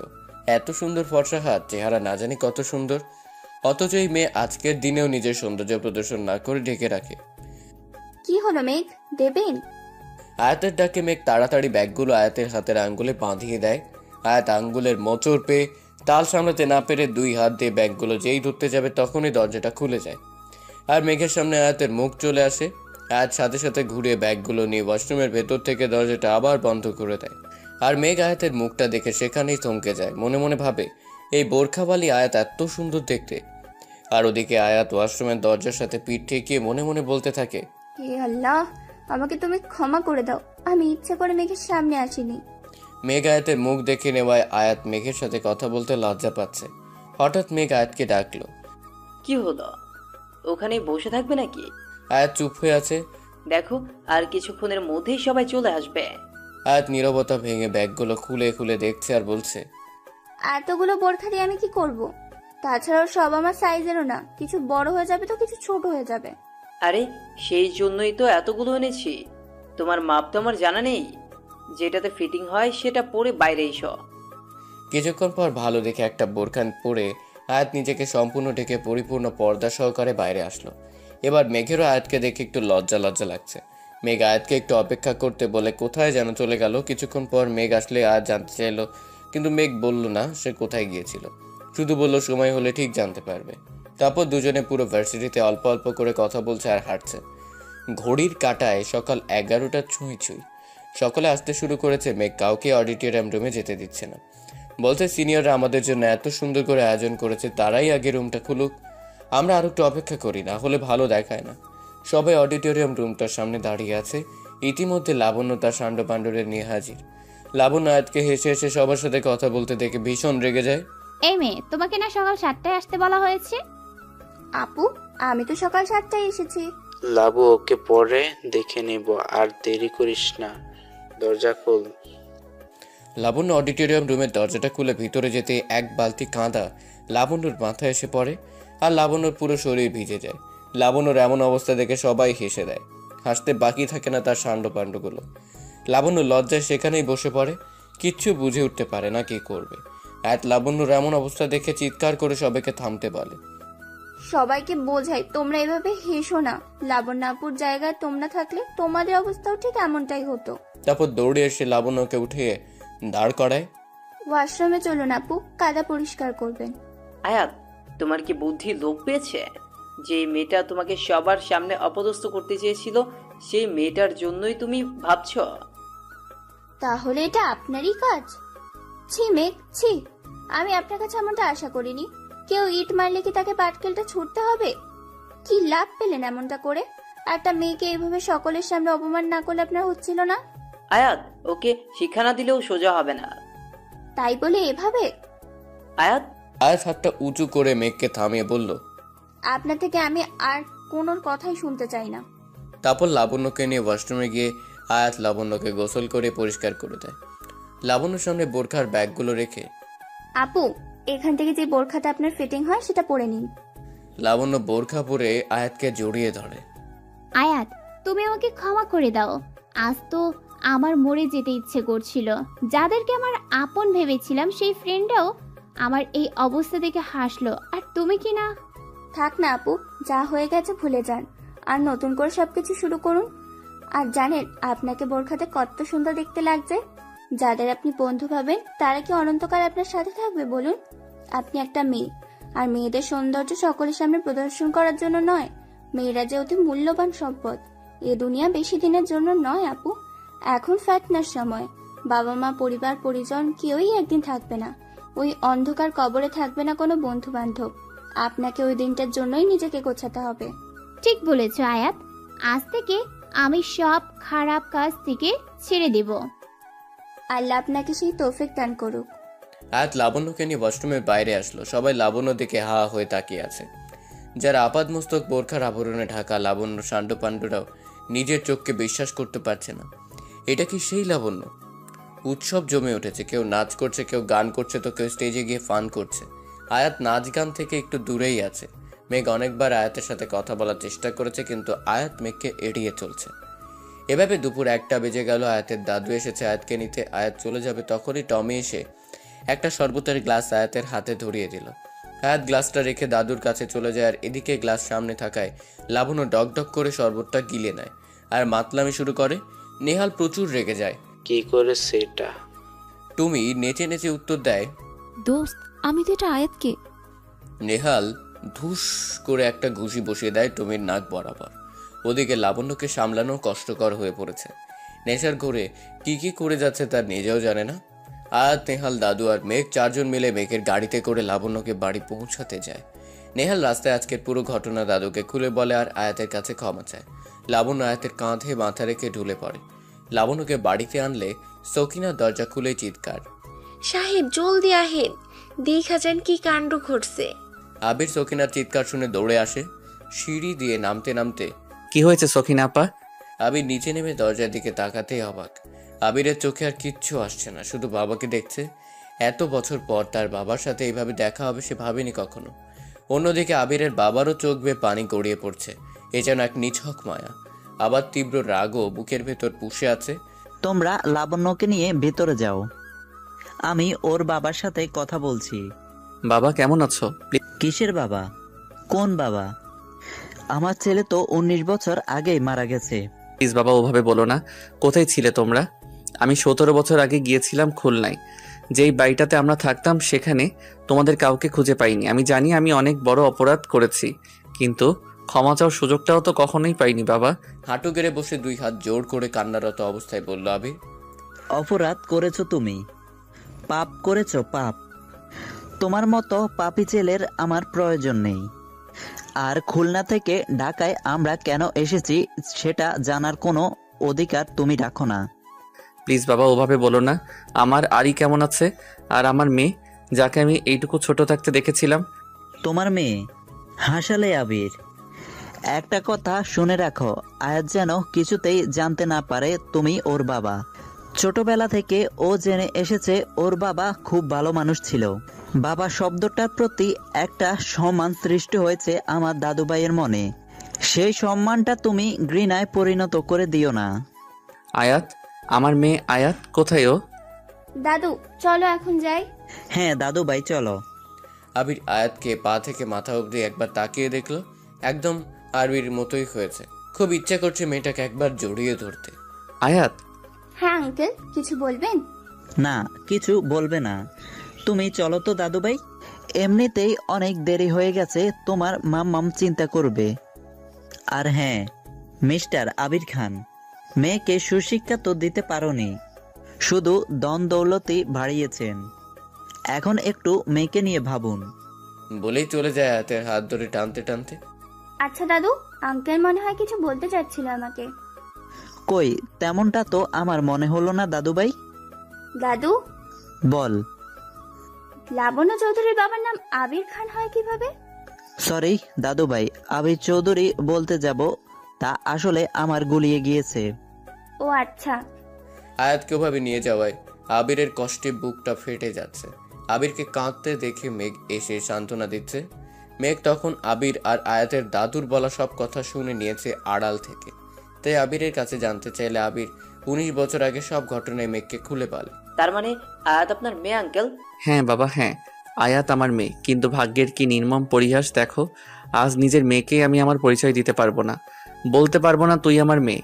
আপনি ভাববেন না আঙ্কেল, সব ঠিক হয়ে যাবে। আচ্ছা কি ঠিক হয়ে যাবে আবির? নেহা এতক্ষণ বাড়িতে ছিল না, এইমাত্র বাড়িতে ফিরলো। কই কিছু না তো। আবির চোখের পানিটা মুছে নেয়। এনে কে? একে চিনছো না? আমার বন্ধুর ছেলে, যার কথা তোমাকে বলতাম আমাদের লাবণ্যর জন্য। এই সেই বিজনেসম্যান মিস্টার মেঘ রহমান। কি আপনি বিজনেসম্যান মিস্টার মেঘ রহমান? আপনার সফলতার গল্প কত পড়েছি। আরে আবির, তুমি তো আমাকে আগে বলনি ইনি তোমার সেই বন্ধুর ছেলে। নেহা মনে মনে স্বপ্ন দেখছে। ছেলেটাকে যদি আমাদের লাবুর সাথে বিয়ে দাও তাহলে তার অর্ধেক সম্পত্তি হাতিয়ে নেওয়া যাবে। অন্য একদিন আসবো, আজকে আসি। সে কি বাবা, কিছু খেয়ে গেলে হতো না? না আন্টি, আজ খুব তাড়া আছে, অন্য একদিন। ঘুম ঘুম চোখে তাকাচ্ছে লাবণ্য। একটু উঠে বসতেই মাথাটা ধরেছে। এ কি লাবণ্য, তুই উঠে পড়েছিস? নেহাল কি হয়েছিল আমার? ওর টমিটা তোকে। নেহালের আর কিছু বলার আগে লাবণ্য সব মনে পড়ে গেল। এইসব আমার প্রাপ্য ছিল। আমি সত্যি খুব খারাপ রে। আজ আমি আমার নিজের সব ভুল বুঝতে পেরেছি, আর কখনো কারো পেছনে লাগবো না। আচ্ছা আমি এখন আসি, অনেক রাত হয়েছে। কাল ভার্সিটি যাবি? জানি না, কিছুদিন নাও যেতে পারি। ওকে, নিজের যত্ন নিস। বাই। রাত 1টা, বিছানায় ছটপট করছে মেঘ। একবার এ পাশ তো একবার ও পাশ। চোখ বন্ধ করলে একটি মুখ বারবার চোখের সামনে ভেসে উঠছে। আয়াত, এই বোরখা হলে আমায় তো ঘুমাতেই দিচ্ছে না। তাহলে কি আমি আয়াতকে, না কি ভাবছি আমি, আমার তো লাবণ্যর সাথে বিয়ে হওয়ার কথা। আয়াতকে ভেবে ভেবেই মেঘের রাতটা পার হয়ে গেছে। ফজরের আজানে মেঘের মা যখন নামাজ পড়তে যায়, অজু করে ঘরের দিকে যেতেই মেঘের ঘরের লাইট অন দেখে এগিয়ে আসে। কি হলো মেঘ, তুই জেগে আছিস? মেঘ গিয়ে মাকে জড়িয়ে ধরে। মা, আমি কি করব বুঝতে পারছি না। কি হয়েছে আমাকে বল। মেঘ আয়াতের বাবার অতীতের সব কথা মাকে খুলে বলে। আবির আঙ্কেলের মেয়ে আয়াত, তাকে ছাড়া যে আমি এক মুহূর্ত ভাবতে পারছি না। এখন আমি কি করব মা, তুমি বলো। আচ্ছা মেঘ, তুই কি কখনো লাবণ্যকে ভালোবাসিস বলেছিস? না মা। তাহলে আর কি, তোর বাবার স্বপ্ন ছিল তার প্রিয় বন্ধুর মেয়ের সাথে তোর বিয়ে দেবে। দেখ, লাবণ্য যেমন তোর আবির আঙ্কেলের মেয়ে, আয়াতও তো তেমনই তোর আবির আঙ্কেলেরই মেয়ে। আয়াতের সাথে তোর বিয়ে হলেও তোর বাবার স্বপ্ন পূরণ হবে। এখন তুই ভেবে দেখ কি করবি। এই কথাটা তো আমার মাথায় আগে আসেনি। তুমি জানো না মা, কত বড় একটা ভুল ডিসিশন নেওয়ার থেকে বাঁচিয়েছো আমায়। এখন একটু ঘুমাতো, চোখ মুখ দেখে বোঝা যাচ্ছে সারা রাত ঘুমাসনি। ভার্সিটিতে মেঘ আয়াতের জন্য অপেক্ষা করেই চলেছে, এখনো আয়াত আসেনি। মন খারাপ করে বসে আছে মেঘ। আচ্ছা, আয়াতকে এখনো আমার উপর রেগে আছে? ও কি আমার সাথে আর কথা বলবে না? না, আয়াত এখনো কেন আসছে না? এখানে বসে কি করছেন আপনি? মেঘ মাথা তুলে আয়াতকে সামনে দেখতে পেয়েই জড়িয়ে ধরল। আয়াত তো থম হয়ে গেছে। বলা নেই কারণ এই হুট করে একজন পরপুরুষ এভাবে তাকে জড়িয়ে ধরল। মেঘ, ছাড়ুন আমাকে। বিশ্বাস করো আয়াত, আগে কখনো এমনটা হয়নি আমার সাথে। কাল সারা রাত তোমার ওই মুখটাই আমার চোখে ভেসেছে। তোমাকে আমি কতটা ভালো। আয়াতের এক ধাক্কায় মেঘ ছিটকে পড়ে। আপনি একটা খারাপ লোক, আমাকে স্পর্শ করেছেন কোন অধিকারে? আয়াত, আমার কথাটা তো শোনো। কি শুনবো আপনার কথা? আপনি একটা নোংরা লোক, নইলে এইভাবে একটা মেয়েকে জড়িয়ে ধরতে পারতেন? এই কিসের নোংরামি? আমি তো তোমাকে ভালোবাসতে চেয়েছি। দেখুন, আপনার এইসব প্রেম ভালোবাসার কথা আমাকে একদম শোনাতে আসবেন না। কেন, ভালোবাসি কি অন্যায়? আপনার কাছে পবিত্র হতে পারে, কিন্তু আমার কাছে এটা এক প্রকার পাপ। আমি এসব বিবাহ পূর্ব ভালোবাসায় আগ্রহী নই। কিন্তু আয়াত, আমি তো তোমাকে। আমি আর কিছুই শুনতে চাই না মেঘ। এখন আমার মুখ থেকে খারাপ কিছু বের হবার আগেই আপনি আমার চোখের সামনে থেকে চলে যান। আয়াত। মেঘ প্লিজ। মেঘ চলে যায়। আয়াত সেথায় বসে রয়। খুব রাগ হচ্ছে, আবার মনের মধ্যে এক অজানা অনুভূতির জানান দিচ্ছে। তখন মেঘের ওইভাবে জড়িয়ে ধরাটা তার জন্য মোটেও প্রস্তুত ছিল না আয়াত। কেমন যেন একটা শিহরণ সৃষ্টি হচ্ছে আয়াতের শরীরের প্রতিটা রোমে রোমে। কেন করলো মেঘ এমনটা? একে কি ভালোবাসা বলে? আচ্ছা, না ছুঁয়ে ভালোবাসা যায় না? এমন ভালোবাসার তো কোনো নাম নেই ইসলামিক দৃষ্টিকোণ থেকে। আয়াত মেঘকে খুঁজছে, কোথাও পাচ্ছে না। হয়তো ভার্সিটি থেকে চলে গেছে। তারপর আর 2 সপ্তাহ আয়াত মেঘকে দেখেনি। সাহসও হয়নি মেঘকে একবার ফোন করে খোঁজ নেবে। আজ দূর থেকে মেঘের গাড়ি আসতে দেখে দৌড়ে যায় আয়াত। মেঘ গাড়ি থেকে নেমে দাঁড়ালে অপোজিট পাশ থেকে আরেকজন গাড়ি থেকে নামলো। আরও আয়াতের মতো আপাদমস্তক বোরখার আবরণে ঢাকা। সে এসেই আয়াতের সামনে দাঁড়ালো। আমাকে চিনতে পারছো না? আমি লাবণ্য। থ্যাঙ্কস আয়াত, তোমার জন্য আমি অনেক কিছু পেয়েছি। এই নাও আমার বিয়ের কার্ড। সামনের সপ্তাহে 5 তারিখে আমাদের বিয়ে। মেঘ বলল সবার আগের কার্ডটা তোমাকেই দিতে। আয়াত লাবণ্যর হাত থেকে বিয়ের কার্ডটা নেয়। চোখ বেয়ে গড়িয়ে আসা অশ্রুগুলো অনেক কষ্টে আটকে রাখে। লাবণ্য আয়াতকে সাথে নিয়ে একে একে পুরো ভার্সিটির সকলকে বিয়ের কার্ড দিয়ে নিমন্ত্রণ করছে। আর আয়াত দর্শকের চাপা কষ্ট নিয়ে লাবণ্যর সাথে লাবণ্যর সুখটুকু উপভোগ করছে। ধীরে ধীরে বিয়ের দিন ঘনিয়ে এলো। এখন মেঘের আসল পরিচয় সবাই জানে। মেঘ তো এই ভার্সিটিতে এসেছিল শুধু লাবণ্যর জন্য। ভার্সিটি গেলেই এখন মেঘ লাবণ্যর লাভ স্টোরি সকলের মুখে মুখে। আজ লাবণ্যর গায়ে হলুদ ছিল। ভার্সিটির সকলে গেলেও আয়াত যায়নি। কাল অবশ্যই যেতে হবে। কাল যে বিয়ে, আজ আবির এসেছে লাবণ্যর বিয়েতে তার পরিবারের সবাইকে নিমন্ত্রণ করতে। আয়াতকে তার দাদু ঘরে যেতে বলে, কিন্তু আয়াত লুকিয়ে তাদের সব কথা শুনে নেয়। অনেক বড় একটা ধাক্কা খায় যখন জানতে পারে আবির তার বাবা। আয়াত কষ্টে ঘরে গিয়ে দরজা বন্ধ করে দেয়। ঘরের সব জিনিসপত্র ভাঙচুর শুরু করে। কেন আমাকে সারা জীবন বলা হয়েছে আমার বাবা মৃত? আয়াত আবিরের ডায়েরিটা হাতে নিয়ে পুড়িয়ে ফেলে। ঘরের ভেতরে জিনিসপত্র ভাঙচুরের আওয়াজ পেয়ে সকলে দৌড়ে আসে। আবির বাইরে থেকে নিজের সমস্ত শক্তি দিয়ে দরজা ভেঙে মেয়েকে এসে জড়িয়ে ধরে। কি করছিস কি মা? আয়াতের সামনে ডায়েরির পাতাগুলো পুড়ে ছাই হয়ে আছে। আয়াতের মা এসে আয়াতের গালে সজোরে থাপ্পড় মারে। কি পড়িয়েছো তুমি এটা? মারো মাম্মাম, আমাকে তুমি যত খুশি মারো, তবুও মাম্মাম এই লোকটাকে আমি বাপে বলে মানতে পারবো না। এই ডায়েরির প্রত্যেকটা কথা মিথ্যা। এই লোকটা সম্পূর্ণ ভুলে ভরা। তোমাকে ঠকিয়েছে এই লোকটা। তুমি এই ডায়েরিটার কোনোদিনও পড়বে না, কখনো এই লোকটার কথা মনে করে কষ্ট পাবে না। আয়াতের দাদা দাদি আবিরকে আয়াতের এমন অবস্থা দেখে অনেক অপমান করে তাড়িয়ে দেয়। অনেকদিন পর আয়াত ভার্সিটিতে আসে। এসে শুনে লাবণ্যর সাথে নেহালের বিয়ে হয়েছে। লাবণ্যর হঠাৎ এত চেঞ্জ হয়ে যাওয়া আর নেহালের লাবণ্যর প্রতি এত কেয়ারিং, এতদিনের বন্ধুত্ব ভালোবাসাতে পরিণত হয় মনের অজান্তে। আর মেঘ সেটা জানতে পেরে নেহার ভয় প্রকাশ করে না, কারণ নেহার কাছে মেঘ হচ্ছে সোনার ডিম পাড়া হাঁস। তাই মেঘ বিয়ের দিন নিজের জায়গায় নেহালকে বর বেশি বিয়ের আসনে বসিয়ে দেয়। আর মেঘ সে কোথায়? লাবণ্য আর নেহাল আয়াতকে মেঘের কাছে নিয়ে যায়। আয়াতের সামনে মেঘ কান ধরে হাঁটু গেড়ে বসে পড়ে। সরি আয়াত, এটুকু অভিনয় করতেই হলো নেহাল লাবণ্যর জন্য। আয়াত মেঘকে ইশারায় উঠে দাঁড়াতে বলল। মেঘ উঠে দাঁড়ালেই আয়াত মেঘের বুকে কয়েকটা কিল বসিয়ে দেয়। আমাকে কেন বলেননি? সরি বললাম তো। সরি বললে সব ঠিক হয়ে যায়? আমার চোখের পানির বুঝি কোনো মূল্য নেই আপনার কাছে? আচ্ছা ঠিক আছে, আজ মাকে পাঠাবো তোমাদের বাড়িতে বিয়ের প্রস্তাব নিয়ে। মেঘ আয়াতকে আবিরের কথা বলে আবিরের কোনো কথাই আয়াত শুনতে চায়নি। মেঘ বোঝে আবির পরিস্থিতির শিকার হয়ে নেহাকে বিয়ে করেছে শুধুমাত্র লাবণ্যর কথা ভেবে। মেঘের সব কথা শুনে আয়াত আবিরকে বাবা হিসেবে মেনে নেয়, আর তাই আবির এখন তার পরিবারের সাথে থাকে। লাবণ্যর বিয়ে হয়ে গেল, আবির তার পরিবারের সাথে থাকতে শুরু করলো। আর নেহা একদম একা। আজ টাকা পয়সা ধন দৌলত সব নেহার কাছে আছে, নেই শুধু আপনজনেরা। নেহার বেশি দিন বাঁচবেও না, ডাক্তার বলেছে ব্রেন টিউমার। এখন লাস্ট স্টেজ চলছে, বরং 1 মাসের মতো সময় নেহার হাতে আছে। জীবনের শেষ সময়ে এসে নেহা তার পাপের জন্য সূচনা করছে। নেহা তার স্থাবর অস্থাবর সব সম্পত্তি লাবণ্য আর আয়াতের নামে লিখে দিয়ে লয়ারকে নিয়ে আবিরের বাড়িতে যায়, কিন্তু আরিয়া নেহাকে ফিরে যেতে দেয় না। জীবনের শেষ সময়টা নেহা অনেক যত্ন আর ভালোবাসা পেয়েছে, আর বুঝে গেছে অর্থ সম্পদ আর অহংকারী জীবনের আসল সুখ নয়। জীবনের আসল সুখই হচ্ছে ভালোবাসা। 30 বছর পর আজ আবির আর আরিয়ার বিবাহের 50 বছর পূর্ণ হলো। বয়সের ছাপ তাদের শরীরে পড়ে গেছে, সেই যৌবনটা এখন আর নেই, কিন্তু তাদের ভালোবাসা সেই আগের মতোই আছে।